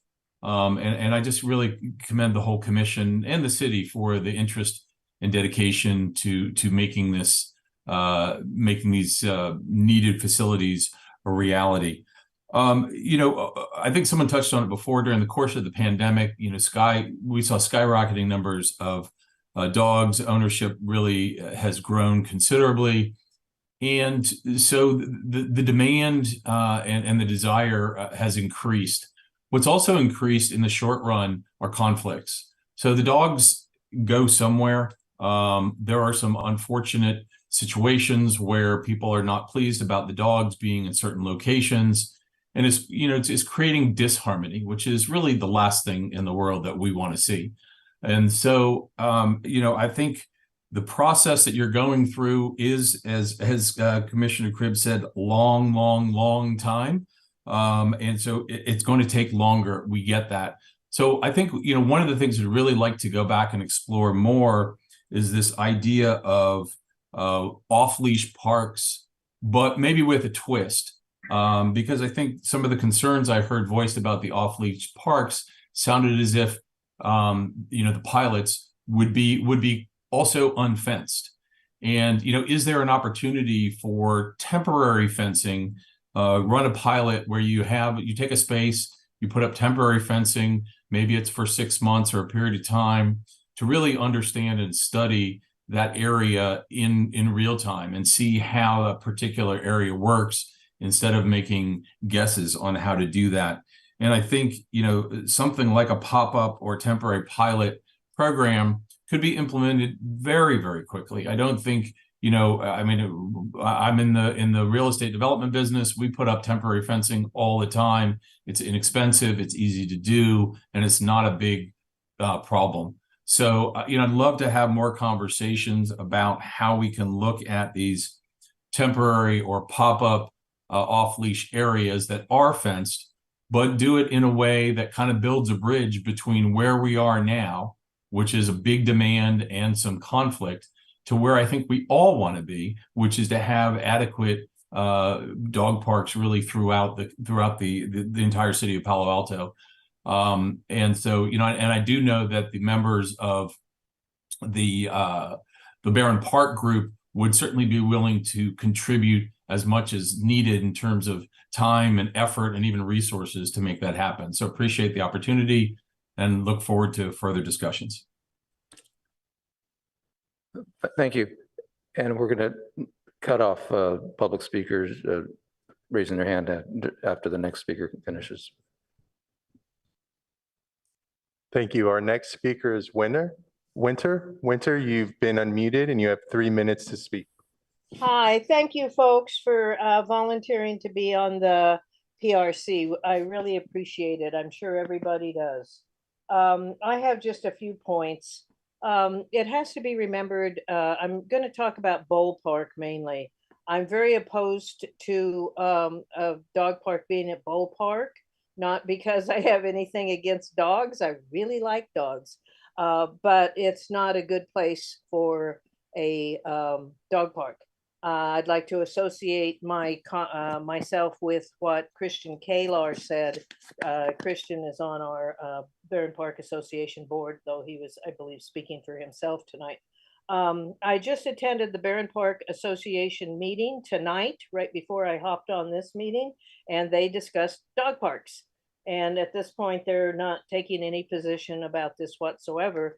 The group, just to make a clarification, so the group that is asking for a dog park are some of my neighbors here.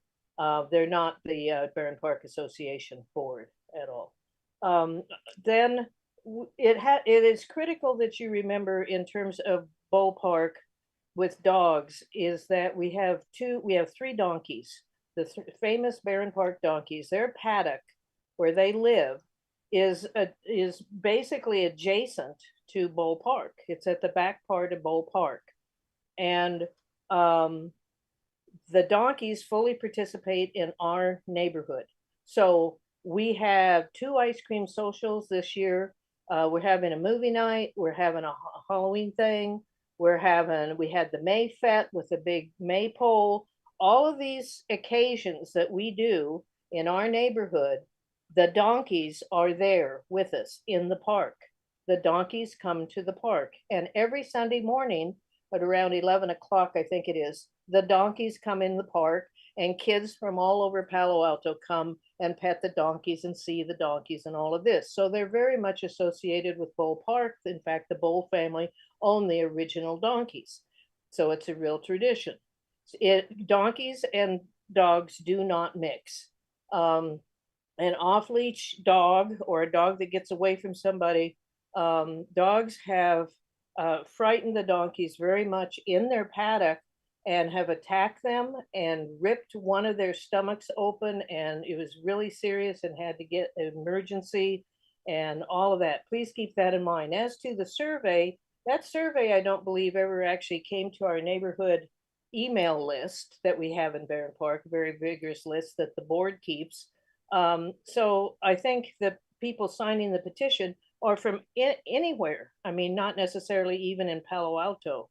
So I don't think that that could really be looked at. And I think that that's my main remarks. Thank you so much. Thank you. Our next speaker is Tammy. Tammy, you've been unmuted and you have 3 minutes to speak.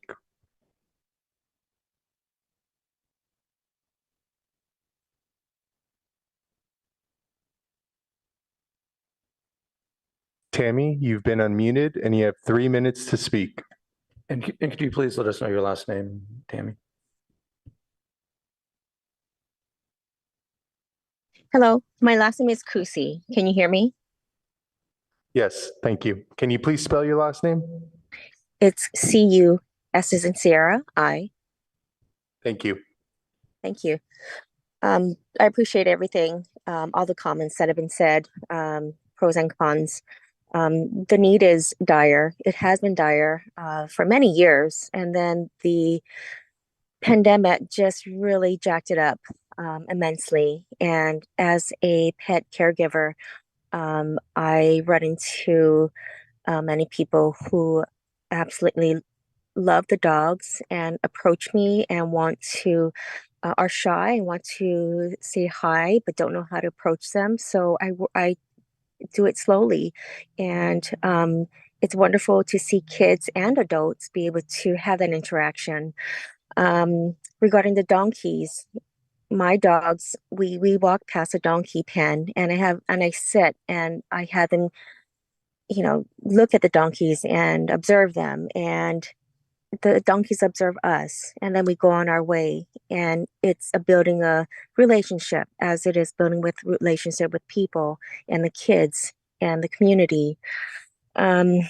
It's very disheartening when I come across people who are yelling at me and don't want us to be, us meaning our dog people, our dogs, our community, to be in a vicinity of a playground um, um, or a school ground. And I like, I really, really like the out of the box thinking of Samir, of a pop up. And I think that's something that we should really look into in the interim while we are looking into building other dog parks and renovating dog parks, because again, the need is dire.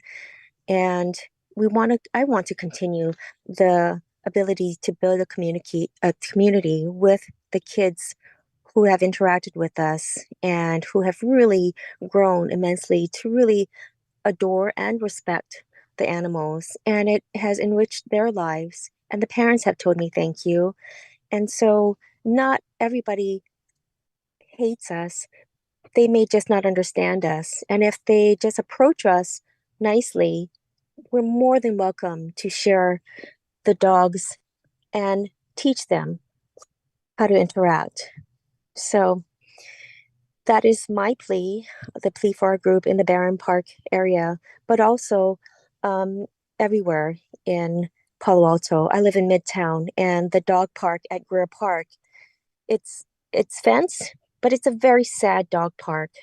There's no grass, there's no trees. All the trees were cut recently, and so please let's look into upgrading those as well, and not let the dog parks that we currently have go left behind. Thank you. Thank you.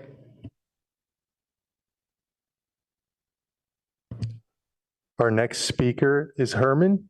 Herman, you have 3 minutes to speak.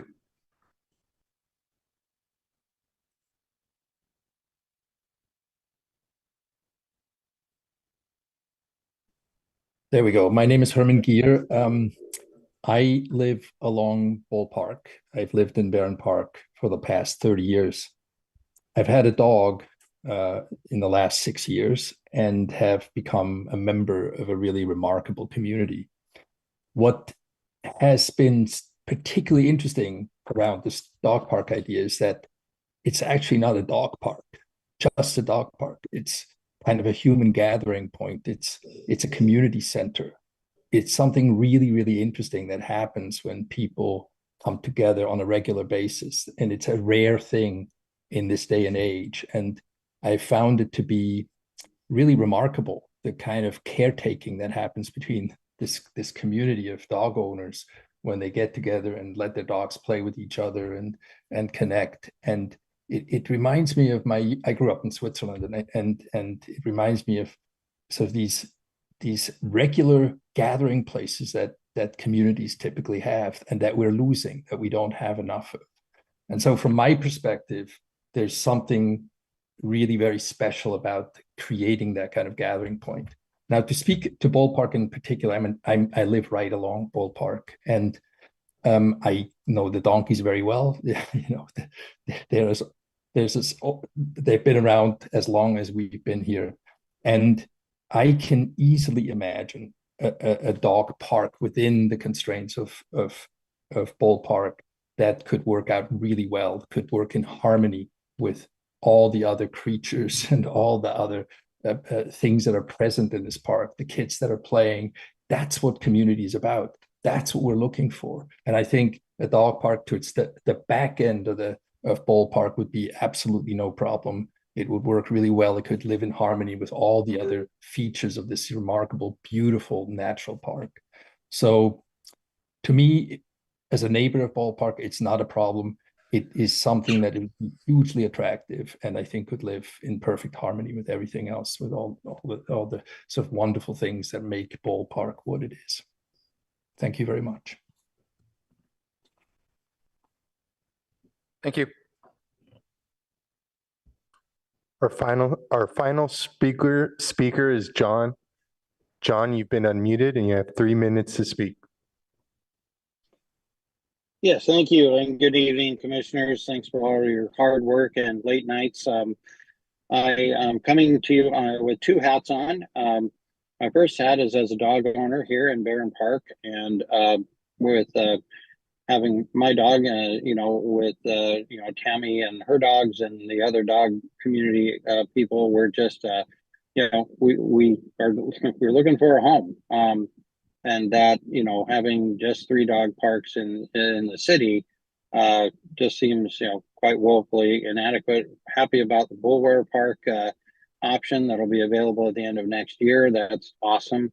But yes, with the need is dire, and that we need to have solutions, and we need to have them sooner than I think things happen. So I would say that one of the things that, if we can push things forward in a faster way and identify solutions wherever they might be, if Bull Park ends up being a solution, I know Parks and Rec looks very diligently at all these options and does a terrific job of making sure that community is involved and that, it's the right place and choice for the place to be.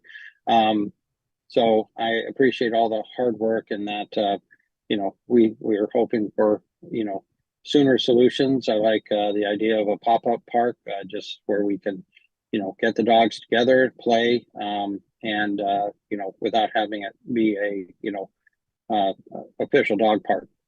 That being said, my other hat, I just got finished with the Barron Park Association board meeting. I'm the president of the board, and as mentioned by Winter, the Barron Park Association wants to be as an interested party. We'd like to be a stakeholder. We want to be helpful as a community. We have lots of resources. We have email lists. We have ways to gather, survey information. We have the ability to help in that regard, and we would definitely offer that.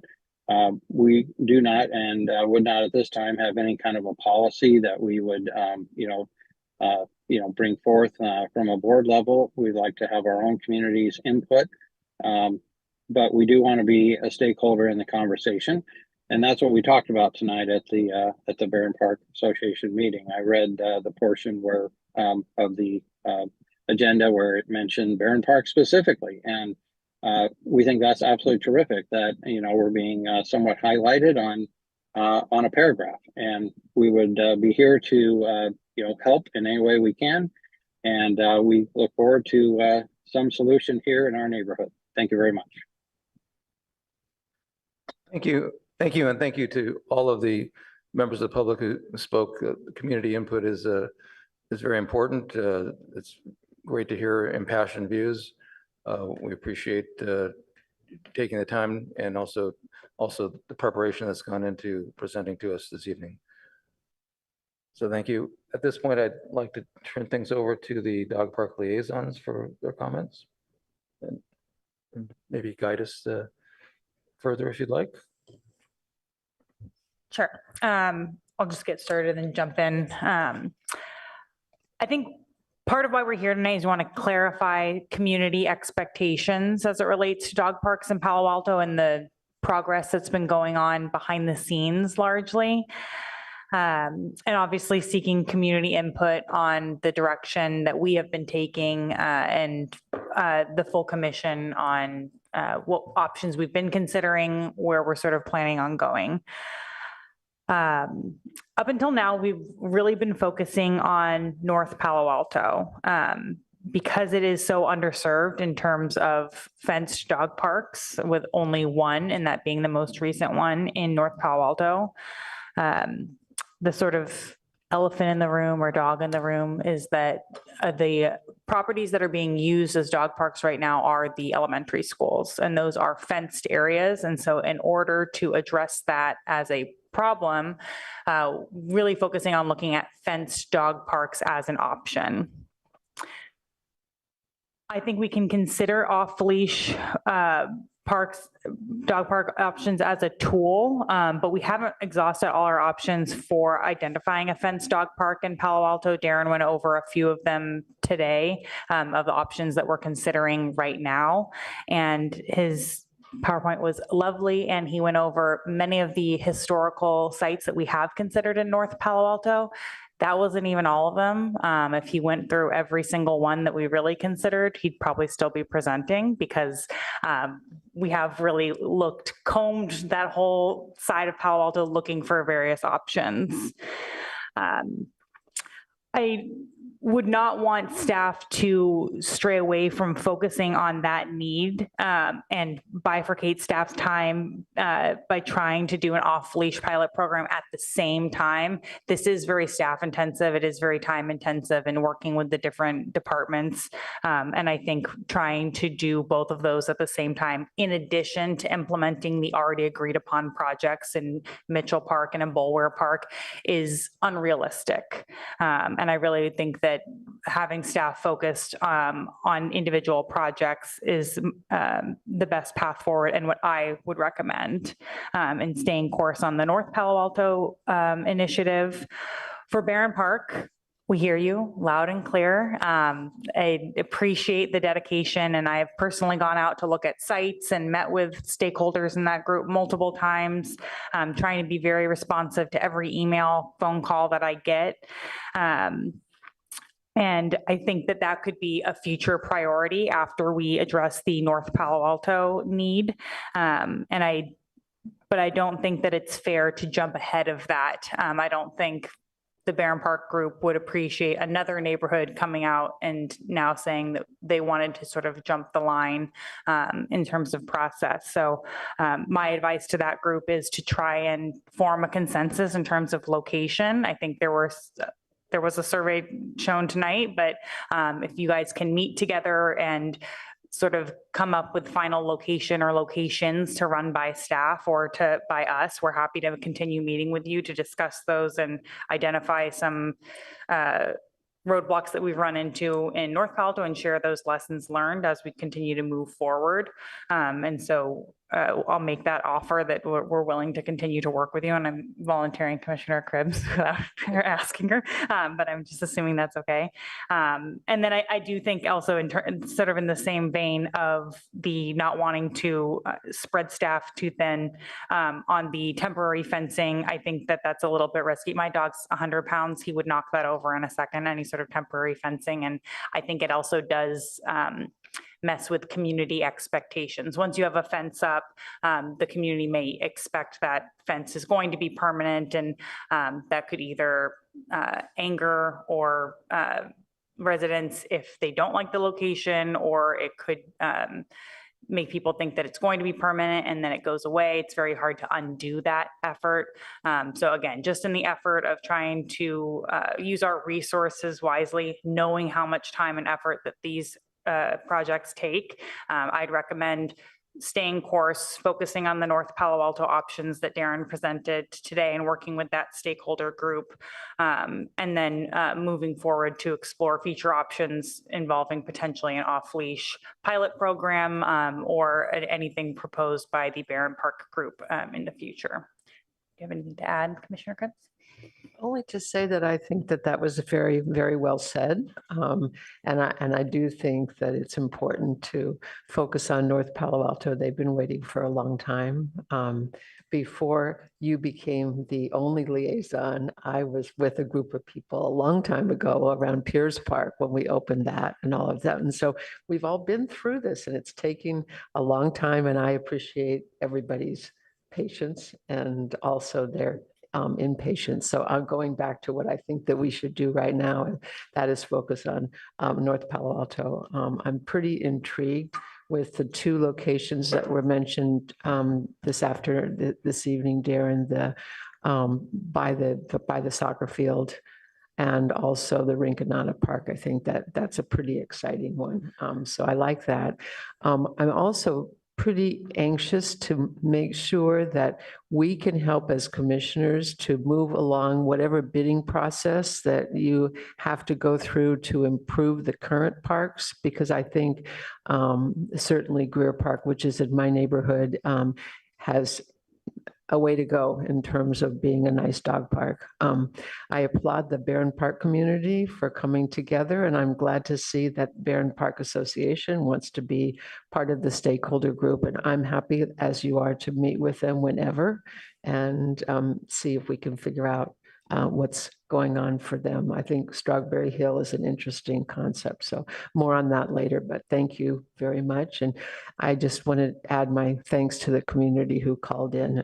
Certainly thanks to the staff, because whenever we have one of these meetings, we have the whole force, and we're really respectful, and also we want to make sure that we can do what we take on. So thank you. Well, thank you to our liaisons. I know it's been a lot of work on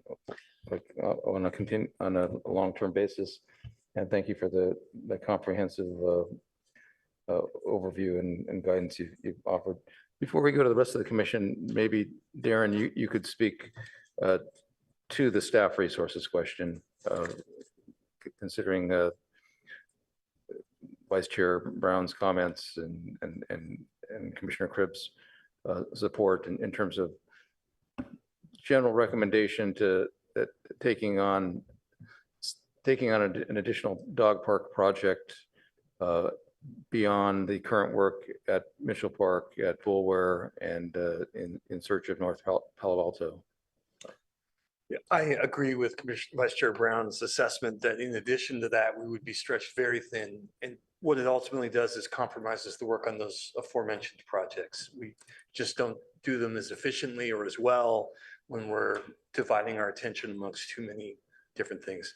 And to her point, the same group that's staff that are working on these projects are working on Foothills, working on Arrasadero, working on all the other projects we've got. It's a finite group. That, and we're also reliant on other members of the Palo Alto team, like our Public Works Engineering team. And they're also stretched very thin with 4 different park restroom projects all going on at the same time, other large capital projects like the Bulware Park that we mentioned. So it would be a challenge. Thank you. Appreciate that input. Let's go to other commissioners with comments and questions. Bing. Yeah, I'm just really impressed by the staff and the commissioner's thorough work. I'm not a dog park expert, although I'm living downtown North, of course, and and hopefully our community can be served. And yeah, I did share earlier with the staff of a report by the National Medicine, which also gives the National Library of Medicine gives the pros and cons how to identify the dog park and design management. Hope that just serve as resources for you. Thanks for the great work and with so much on your plate and the efforts you made. Commissioner Kleinhaus. Thank you. Thank you, staff and other commissioners for all the work. And I thank the people who came to speak tonight. We have 2 dogs. And I really appreciate the community members that came to speak about how important the dogs are to create community in a neighborhood. People get together, they learn the name of the dog, then they learn the name of the owner and the children and the family, and friendships are built on that. So it's really critically important. On the other side of it is what I mentioned before. I'm an ecologist, and to me, the riparian corridors are sacred. We really need to keep development, including dog parks, away from the riparian corridors, and that to me means that ballpark is not a good place for it because it's so narrow and the creek delineates it. There's also a lot of aesthetics involved in parsing a park to pieces, and each piece belongs to a certain group that likes it, but the whole wholesomeness, the natural flow of the park is impeded when you do that. And it's very attractive to people to come to those areas that still have some nature in them, like ballpark.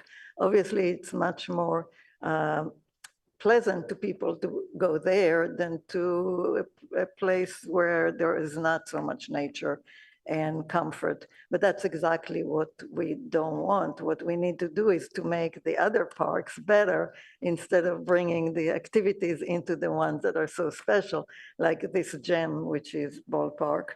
So to me, the riparian corridors, whether it's San Francisco Creek or Matadero Creek, should not be candidates for this.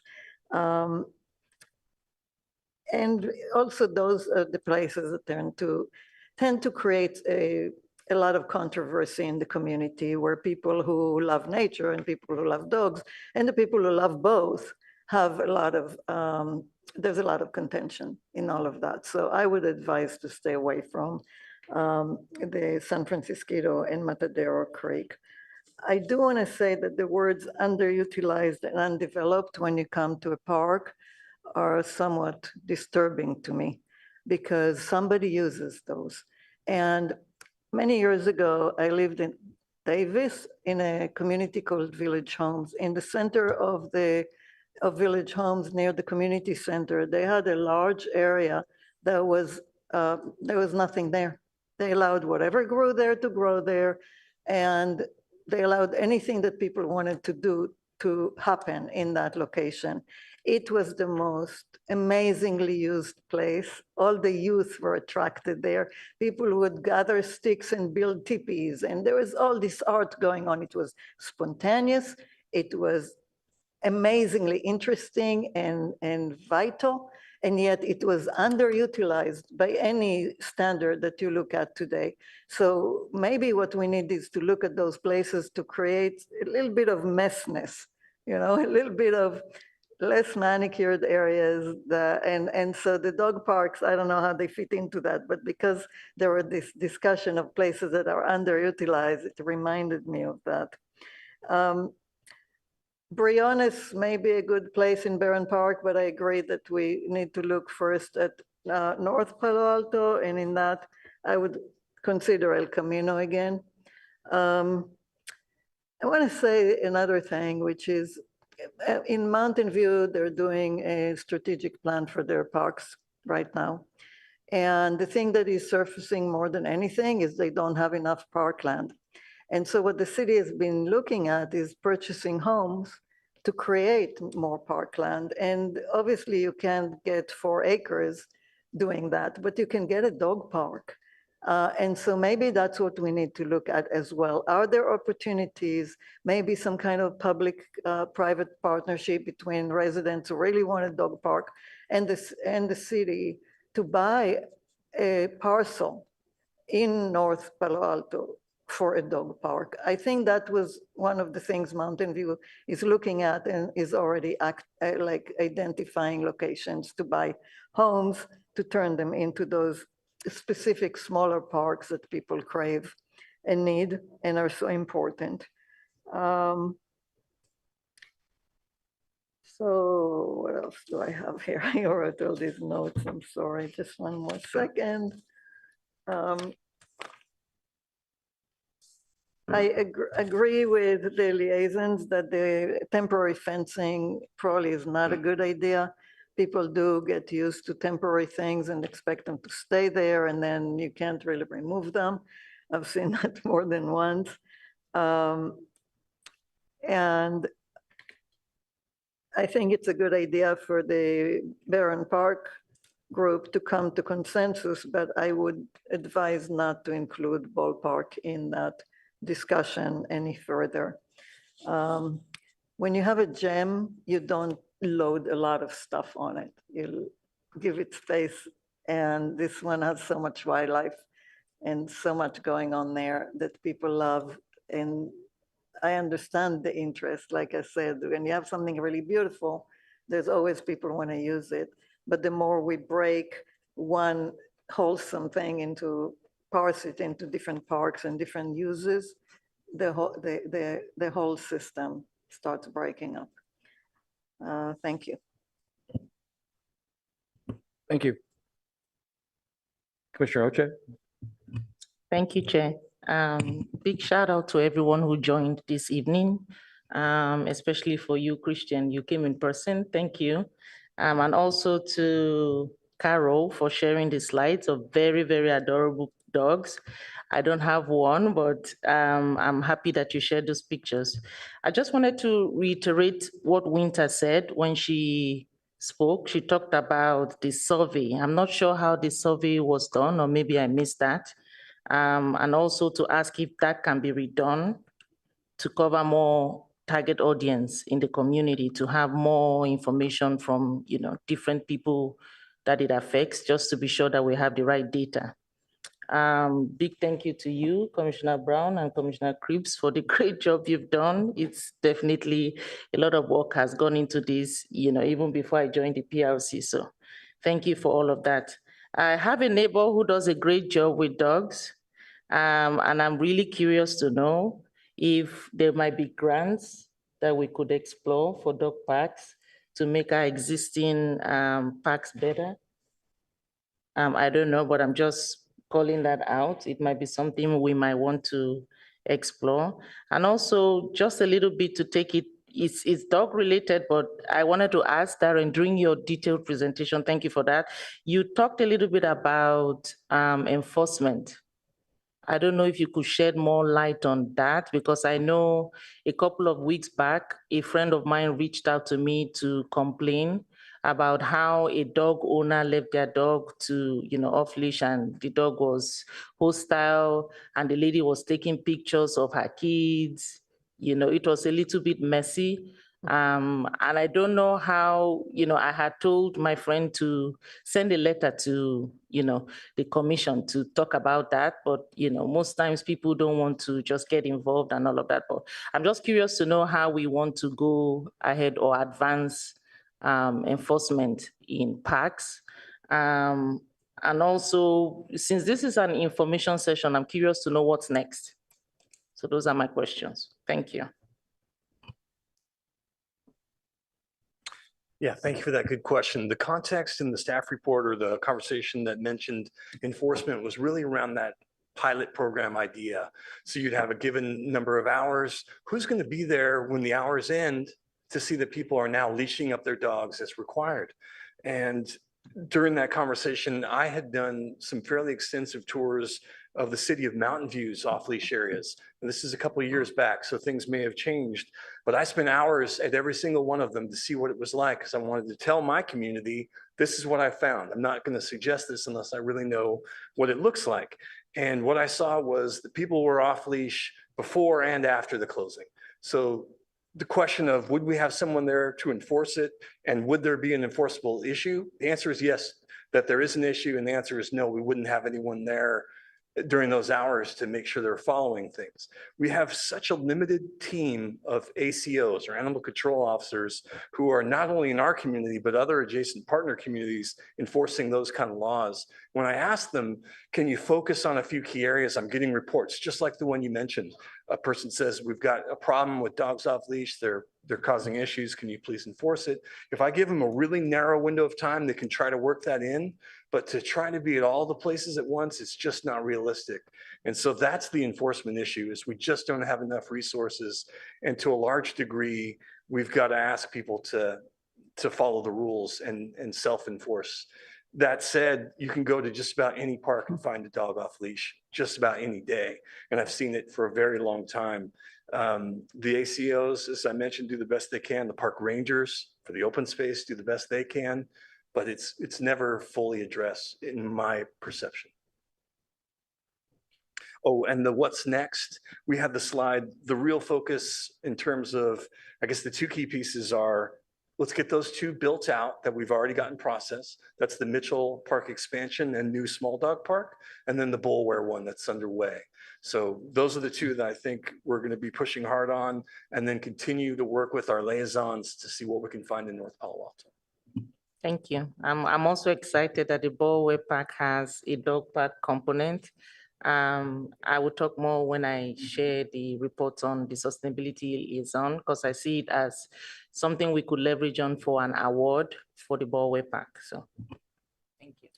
So I'm curious about the pilot. Are we going to do a pilot, say for downtown North or not? If there is a pilot, how long the pilot will be? Is it 3 months, 6 months? What's the sort of time range? Yeah, so I think as Vice Chair Brown had said, I think right now the thinking is we'd keep that as a tool and not actively pursue it at the moment. Really focus on getting the ones that are in the works done, Okay. built out, and then Okay. continue that search for a fenced, dedicated dog park in North Palo Alto. Okay.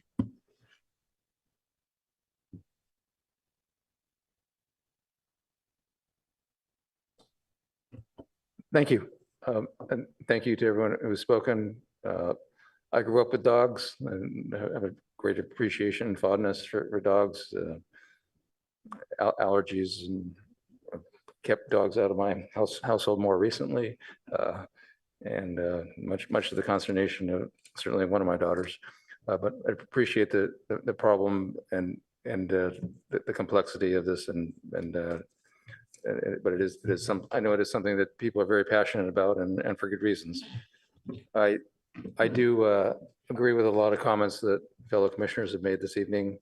I think it is important, based on the amount of resources that we stay the course with the priorities that we have established. I agree that Bull Park is certainly raised their voice, and their wishes are heard and need to be considered in the next round of prioritization.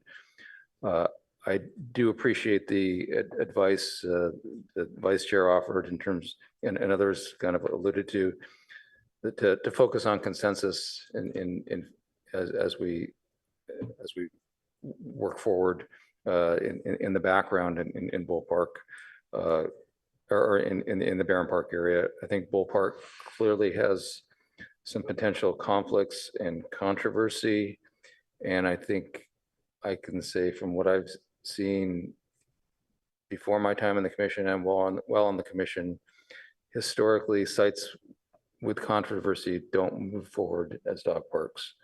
And so I think it would be well advised to focus on the other two sites within Barron Park that you've identified. I appreciate that the pace of municipal government can be frustrating. I share this frustration. Unfortunately, for a variety of reasons since the pandemic, timelines have increased, and so it's a reality that we have to work with. And I know I'm hearing from a number of members of the public that this is an issue that's overdue and an important issue already. And unfortunately, going to have to ask for your patience on this. Comment I do have regarding some of the North Palo Alto sites, potential concerns with the El Camino Park site. That grass area is used for soccer warm-ups on occasion, not heavily used and overused, but it is used. As a matter of contrast, at the Mayfield soccer fields, there's a warm-up area between the two fields. There is no warm-up area at El Camino Park, and it's out there this weekend, and lots of teams playing in a tournament, and it was a very thin area along the edges of the grass that can be used very awkwardly and obstructively for warming up, and really the grass area is the preferred place. So I think that's an important consideration.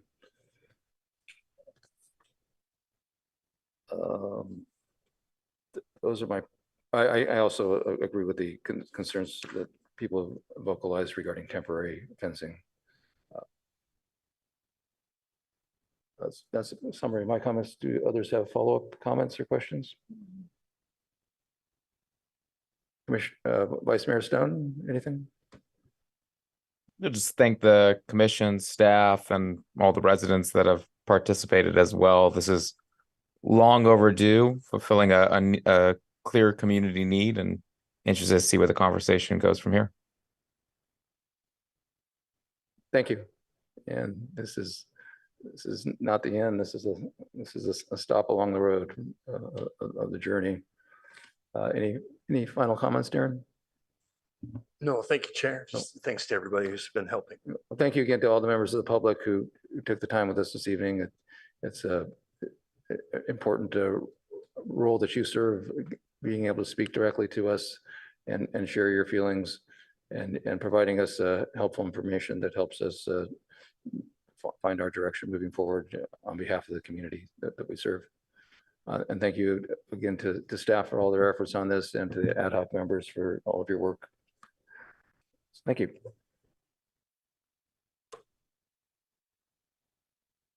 That concludes the business items on our agenda this evening. I'm sorry, does not. We have the ad hoc committees and liaison updates.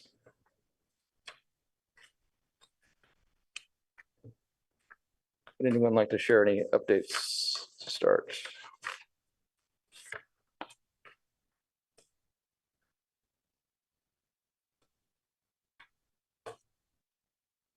Shani?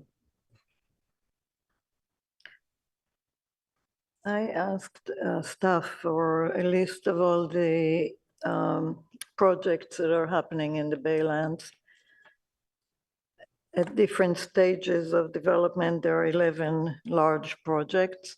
That doesn't include ongoing maintenance and operations, and it doesn't include events and a lot of other activities that are happening in the Baylands.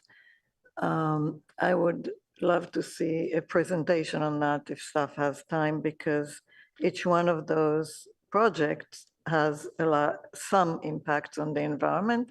And when you look at them cumulatively, either in time or in space, almost every place in the Baylands is impacted for long periods of time. So, and I can talk to staff more about that. But I think it's also very important to recognize that our beavers made national news. A lot of different channels were talking about the fact that beavers are back in Palo Alto. And I briefly mentioned it before, but this is a big deal, having beavers back here.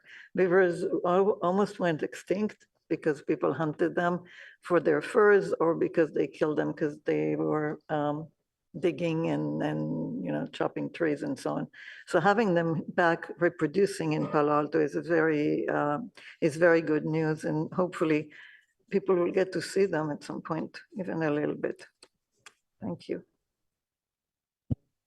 Thank you. Could you provide a little more detail and examples of some of the projects? Just to put things in a little better perspective? There is the tide gate repair that Valley Water has a 4-year, they canceled that project, but they're still looking to do something and the timeline is not clear. There's the advanced water purification system that is expected to start this year and be completed at the end of 2025. The horizontal levee, which we have heard about already, the sewer line rehabilitation project, that's also in the Baylands, and we've heard about that before. There are parts of Bixby Park that are not finished and need to be still developed as part of the conceptual plan that called for more planting islands, park seating, signage, a larger parking lot. And I'm not sure what happened, maybe Darren can answer with the Boring Owl plan. Was that complete? I didn't think it was. It was complete, yeah. Okay. And then there are other levee repairs, and there is the water quality control plant has an outfall pipeline. There is projects in the golf course and both netting projects and a new driving range and youth practice area. So there's stuff going on at the, anyway, there's a lot going on. And this Thank you. doesn't include Thanks. I think that the provides some color. airport. And Darren, do you have any comments from the staff perspective in terms of how the holistic impact on the Baylands is being considered by staff from all of these projects, and which departments this touches on? Yeah, it is being considered. The key leaders of each project for these different departments are aware of the other projects. And to a degree, I'd say there's a little coordination of trying to not to have too much overlap. In some cases, I guess the old Tidegate project is an example where there's not a lot of flexibility. That was a 4-year project, and there was certainly going to be overlap with the horizontal levee, potentially with eventually doing Bixby Park and perhaps a few other things, and not a lot of options to steer clear of one another, except for the fact that, you know, they're partially in different areas of a very large preserve. But I think they're cognizant of those concerns on multiple levels, on our visitors, on parking, on wildlife. As you disturb one area with trucks coming in and doing jobs, animals are relocating to other spots. Is that area also being impacted by trucks and construction? That's of concern and something we need to be thinking about. And I'd say staff is aware. Thanks. And just getting back to the Tidegate project, that's been shelved in lieu of looking at taking a more holistic approach in terms of the or can you? Yeah, so the 4-year full replacement has been shelved, and what they're looking at is other structural repairs they can do to the existing facility.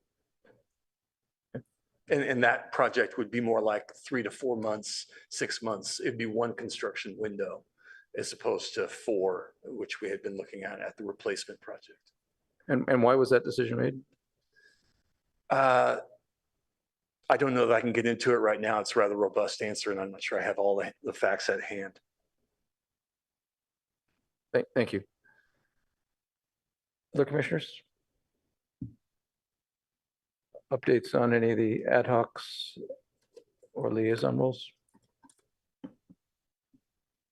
So our racket ad hoc, Nellis with his COVID has had most of that report, but Darren covered it in his staff report. Yeah, I did receive an email from Nellis that I can Okay. find to share. Would be a good time. Nope, now's not a good time since I'm reconnecting to the internet. If someone else would like to comment on something, or if you have more. No, there's nothing else on the racket except for, we're still interested in getting some kind of a pricing for temporary or permanent lighting for the Cubberley tennis courts. And so the ad hoc is asking and working on that. And I think we're also very interested in the composition of the committee, the racket court committee. So from pickleball and tennis. And really, I think kudos to Adam for his very sensitive handling of the tennis and the pickleball groups, because people seem to be moving well together.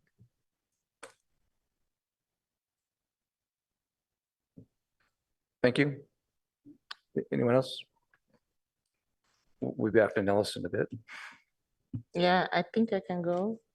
For the recreation program, Commissioner Way and I met with Kayla, the city staff, to discuss next steps to help us achieve our goal to be able to expand more affordable programs on the Enjoy online catalog. We requested for a report that would help us break down per target audience, program type, and different categories. We were unable to get that, but Kayla was gracious to share a link with us this afternoon. And I believe that the next steps for us would be for Commissioner Way and I to do a deep dive and probably have a working session where we try to go through the trends to see how many programs and then recommend opportunities that we can explore as a city.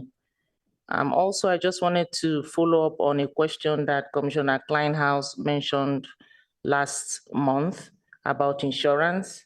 Kayla helped us to clarify that the city will cover individual volunteers who are willing to offer programs, but would not cover any organization that requires insurance. So I think that's a good thing.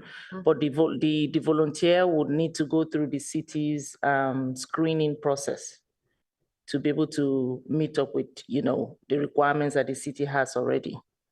I don't know if you want to add anything, Commissioner Way. Yeah, I think you covered all we have talked about, and there seemed to be the bandwidth issue of getting more volunteer on board and how to get the insurance resolved. That's seemed to be the bottleneck.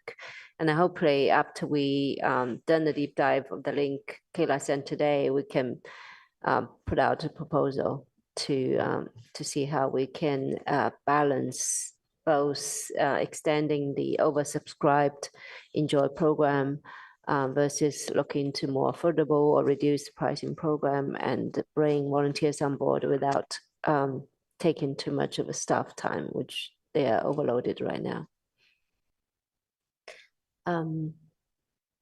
Do you want to talk about the grant, Commissioner Cribb, or you want me to take the lead?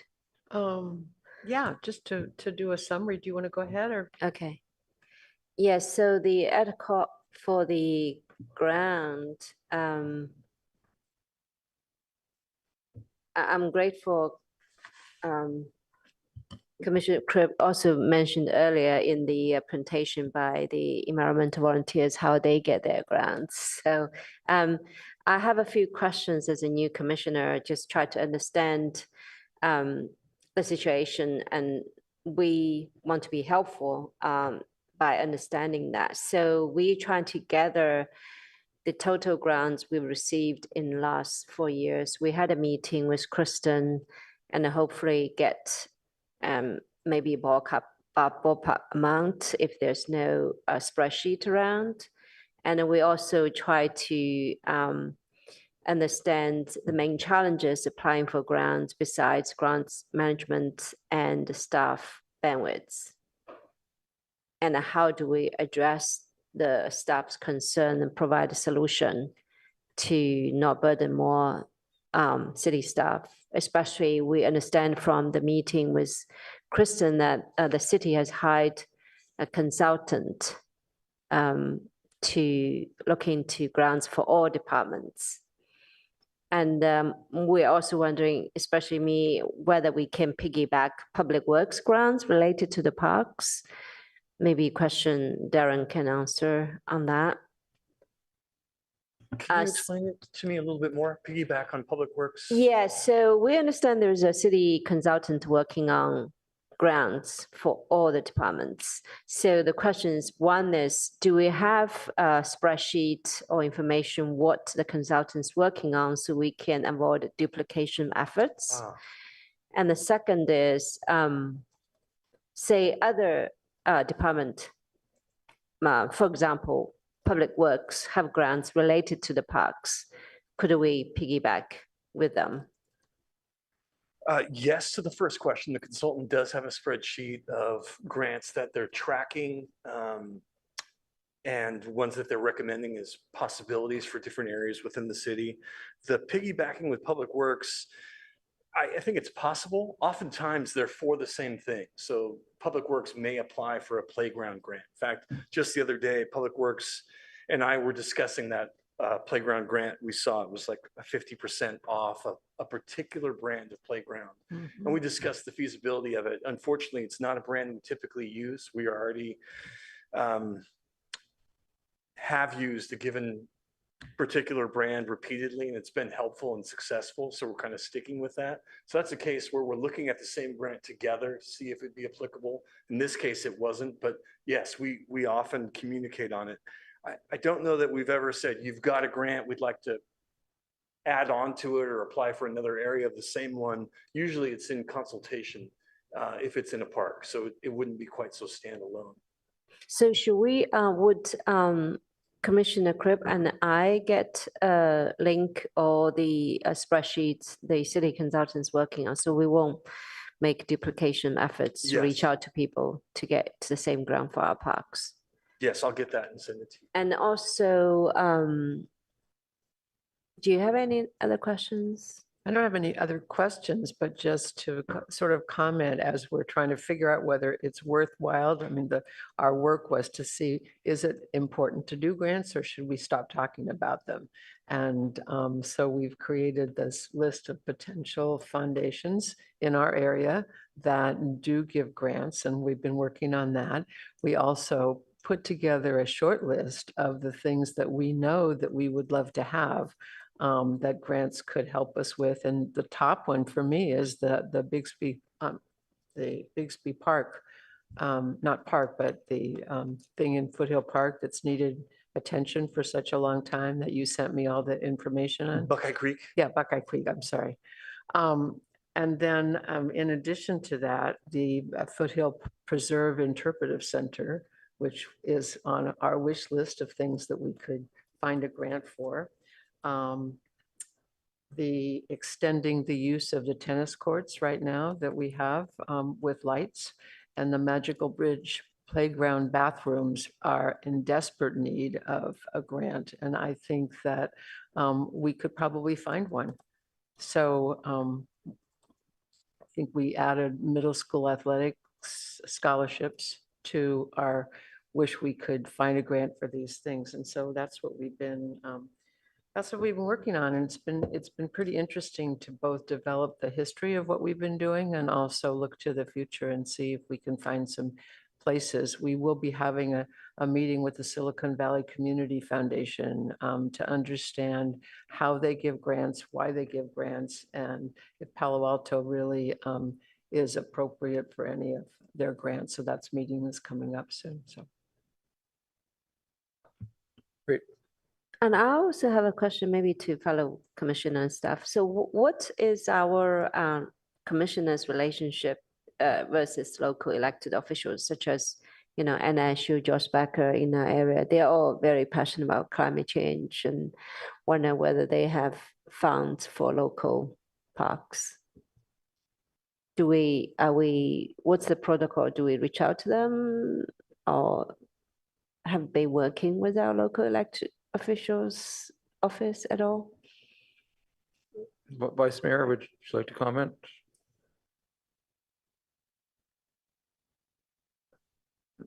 I don't know if he's still with us. Chair, I might suggest it might be a good one to discuss with Kristen. If Kristen, you meet with okay. her again, I think she might be able to provide some guidance on that. Okay, thank you. I'm going to speak for Nellis now.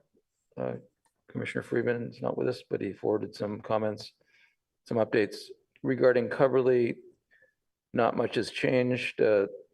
Staff is going to City Council on October 16th to get direction on next steps related to the city possibly acquiring more acreage at Coverly. And regarding what is happening with golfers still encroaching in areas where they shouldn't be, with enhanced efforts to inform and educate golfers, the issue of encroachment into sensitive habitat areas has greatly improved. Golfers are being reminded of the importance to stay out of sensitive habitat at either check-in or starting point. In addition to ropes, red stakes, and fencing throughout the course, 40 signs were installed in July advising golfers to stay out of sensitive areas. Additional fencing has been added during the summer as well. Regarding the State Water Board and monitoring of wetland areas of the golf course, an ecology consultant is performing an updated survey of plant species in the wetlands and developing a plan to bring the golf course into compliance per the Water Board's requirements. Regarding the status of the partner agreement with First Tee, staff and the First Tee continue to discuss the partner agreement. In the interim, other related matters are being addressed, such as updating a co-sponsorship for facility use to further continue the relationship between the city and the First Tee of Silicon Valley. And I'm not available for questions.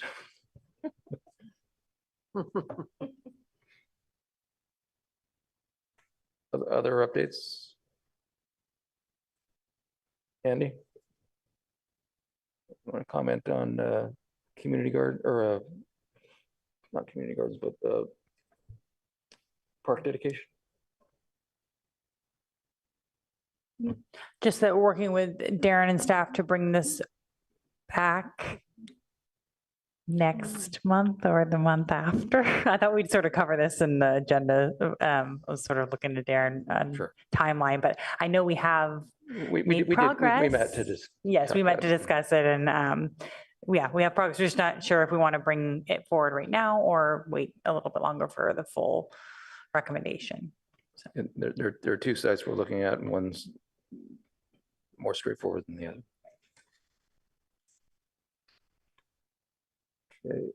Okay. Anything else? Before we move on to talking about the agenda and any other questions and comments? Excuse me, Chair. Yes, Joy. Just a quick update for the youth liaison and then the sustainability liaison as well. So we, as reported last month, Commissioner Wei and I had a meeting with Christopher some few weeks back. And Christopher is doing a very great job with the Youth Council. They had their interviews, I think last month, and they also were able to start up like their first meeting and their teen leadership group early this month as well. Just a few days ago, he shared the calendar with us, and we're hoping that we'll be able to give them advance notice and visit or, pay a visit, courtesy visit to the Youth Council and also the Teen Advisory Board as well in one of their meetings, hopefully next month. For the Sustainability Liaison, I had a very productive working session with Jeanette, courtesy of Darren's recommendation, and we reviewed the pre-assessment tool for the Institute of Sustainability Infrastructure. So LEEDS is for buildings, but Institute of Sustainability Infrastructure is for more of, projects like built infrastructure that you see, and part of our packs fall under that category. So we did like a pre-assessment for Ballway Park, the upcoming park. And the great news is that even with the minimal data we had, we already qualify for a silver award, which I think that the city should leverage on and find out ways that we can explore that opportunity to help us meet our 80 by 30 sustainability goals to be, climate neutral by 2030. We also had a meeting with the ISI, so the Institute of Sustainability Infrastructure team, their representative, and they're very happy to, collaborate with us and share, maybe organize like an information session for city staff and, other stakeholders that might be interested in, finding out how we can leverage on this opportunity to help the city get more awards for some of our upcoming projects. Our next steps would be for Jeanette and I to do more, reading into the guide, and also have another working session where we can, try to find out or match supporting documents that will be helpful for the award if we decide to go with that. So just to call that out, and also to see what the city staff recommendations would be for the next steps in terms of the information session that they're offering. They've also told us that they're happy to train our city staff for free, and I paid so much money for mine, so I'll be very glad if the city can, make the best use of that opportunity as well. So, thank you. Thank you. And I actually have a few updates. I did meet with Peter Gollinger, the urban forester, and got an update on where they're at with looking to present to both the commission, this commission, and the Planning and Transportation Commission regarding potential updates to the urban forest master plan, or not to the master plan, to the Title VIII tree ordinance as directed by City Council. And they'll likely be meeting with PTC and Parks and Rec either next month or potentially in November. It's a matter of sorting out what availability there would be for planning and transportation, and there's not a clear preference or direction in terms of meeting with one commission first versus the other. So we'll expect to meet with, get a presentation either in October or in November. Regarding the Hawthorne's Mid-Peninsula area planning, the public access working group will be meeting again on October 26th. That will be at the Mid-Pen headquarters on El Camino in Los Altos at 6 p.m.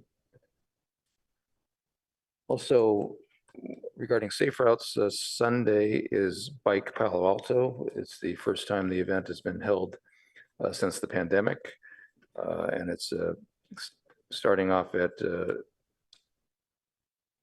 Fairmeadow Elementary School, and is available to highlight safe and less commonly known bike routes within the city, and it also includes some bike maintenance and helmet fitting and bike tune-ups and that kind of thing.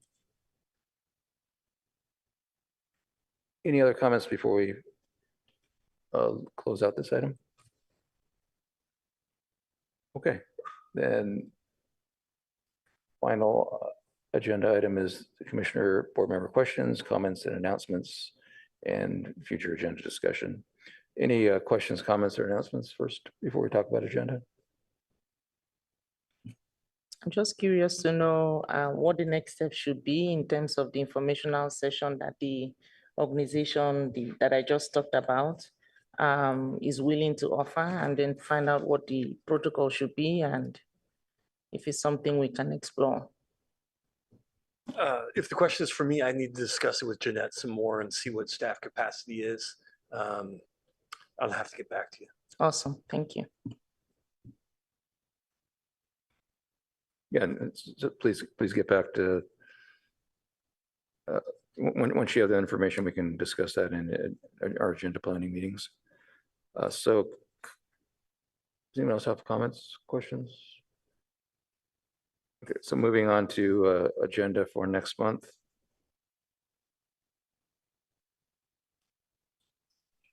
Yes.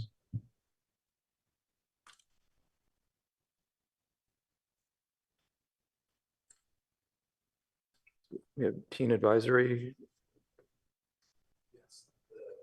Adam Howard had mentioned that the Teen Advisory Council could give us an update presentation in October. And then I've got 3 potential ones that we've discussed, one being the park dedication, depending on how we want to handle that. We've, as you mentioned, one that I think could be prepackaged and come as a standalone, whereas the other one is going to require some more time.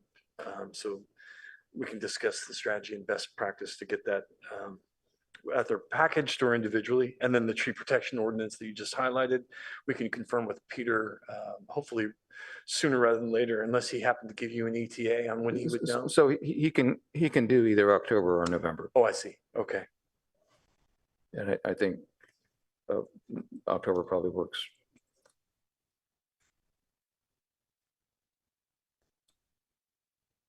And then lastly, it's the foothills item. Yes. And I'm a little behind on that. I have a meeting tomorrow with Public Works Engineering to talk through some things, and but I have more work to do on that one. So I'm not sure if that one will be ready for October, but. Right, so we have potentially 4 items in October: the Teen Advisory Council, Tree Protection Ordinance, Foothills Nature Preserve PIO, and Park Dedication. So I think we should probably look to bring 3 of those to the October meeting. And then hopefully we could do master plan review and recreation programs in November.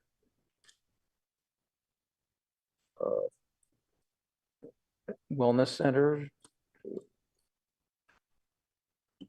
I don't have any additional information. I'm waiting for Peter to schedule a community meeting, which has to take place before the presentation to the commission. So And is there a meeting scheduled? It is not scheduled yet. there was a tentative date. There were tentative dates in September, which didn't work out. Then there were there's a tentative date in October, but no confirmation. So Correct. correct? Yes, Yeah. Okay, so there's a tentative date, but it's not confirmed yet. that's correct. And then hopefully in November, we'll have whichever one of the 4 items on the October potential list that falls out. And there's also potential for an e-bike update or grant opportunities. I would hope that we would be able to do something on the wellness center in November. Is that a possibility? I think it is. It's possible. Yes, it's desirable. Wasn't hearing as much optimism in your initial comments, but I guess we need to get that community meeting in. But I think it's realistic to expect that the community meeting will be before Thanksgiving. And our October meeting is actually after Thanksgiving, which helps segue into another subject, which we'll get to when we finish the agenda discussion. Are we wrapped up on agenda then? Darren, is there anything more on agenda? Anyone else? So could I ask, have the dates been confirmed for November and December yet? That's the subject you that already we're say? I'm segueing sorry. into, yes. Stealing my thunder. Of course, it's an important question. So normally we end up rescheduling our November and December meetings to avoid conflicts with Thanksgiving and holidays at the end of December. This year, November works out well for us. Thanksgiving is November 23rd. The 4th Tuesday is November 28th. So I think we should be fine to meet on that date, and probably would not want to reschedule for the 21st, the week of Thanksgiving. Then for December, the 4th Tuesday is December 26th, which is not a good date. I think we've confirmed with staff there's availability on the 12th and the 19th in chambers here on the 19th, and in the community room on the 12th. So I think the preference would be to meet on the 19th, so that there will be 3 weeks between the November and December meetings, unless there were a number of commissioners, unless that date is problematic for people. So Tuesday, the 19th is what we're targeting.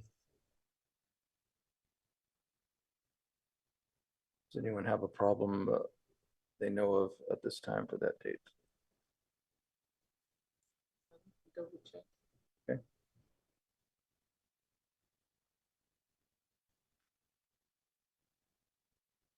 Okay, so I think we're tentatively aiming for Tuesday, the 19th. We need to check with Commissioner Freeman as well. And if anybody has concerns with that date, Yeah, I will be out of the country, so I may ask for absence, but if you do a week earlier, 12th, I'll be still here.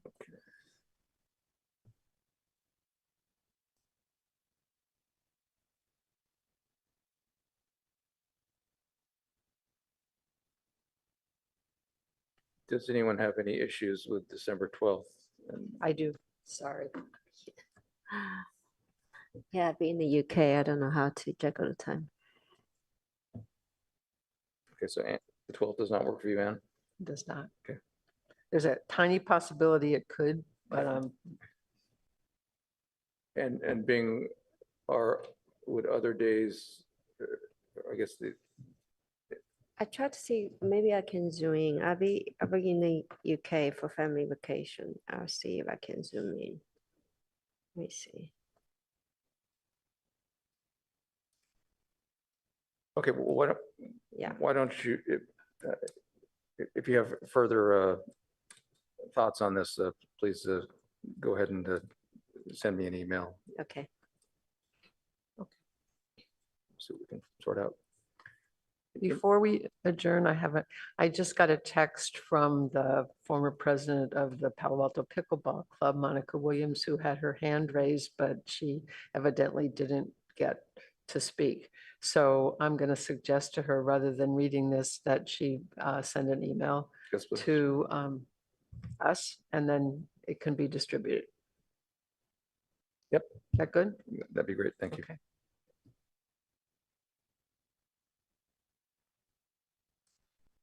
All right. I think if there's no further comments, we'll call this meeting to a close. Thank you.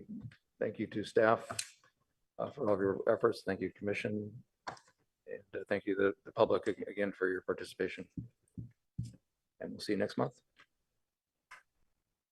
Thank you.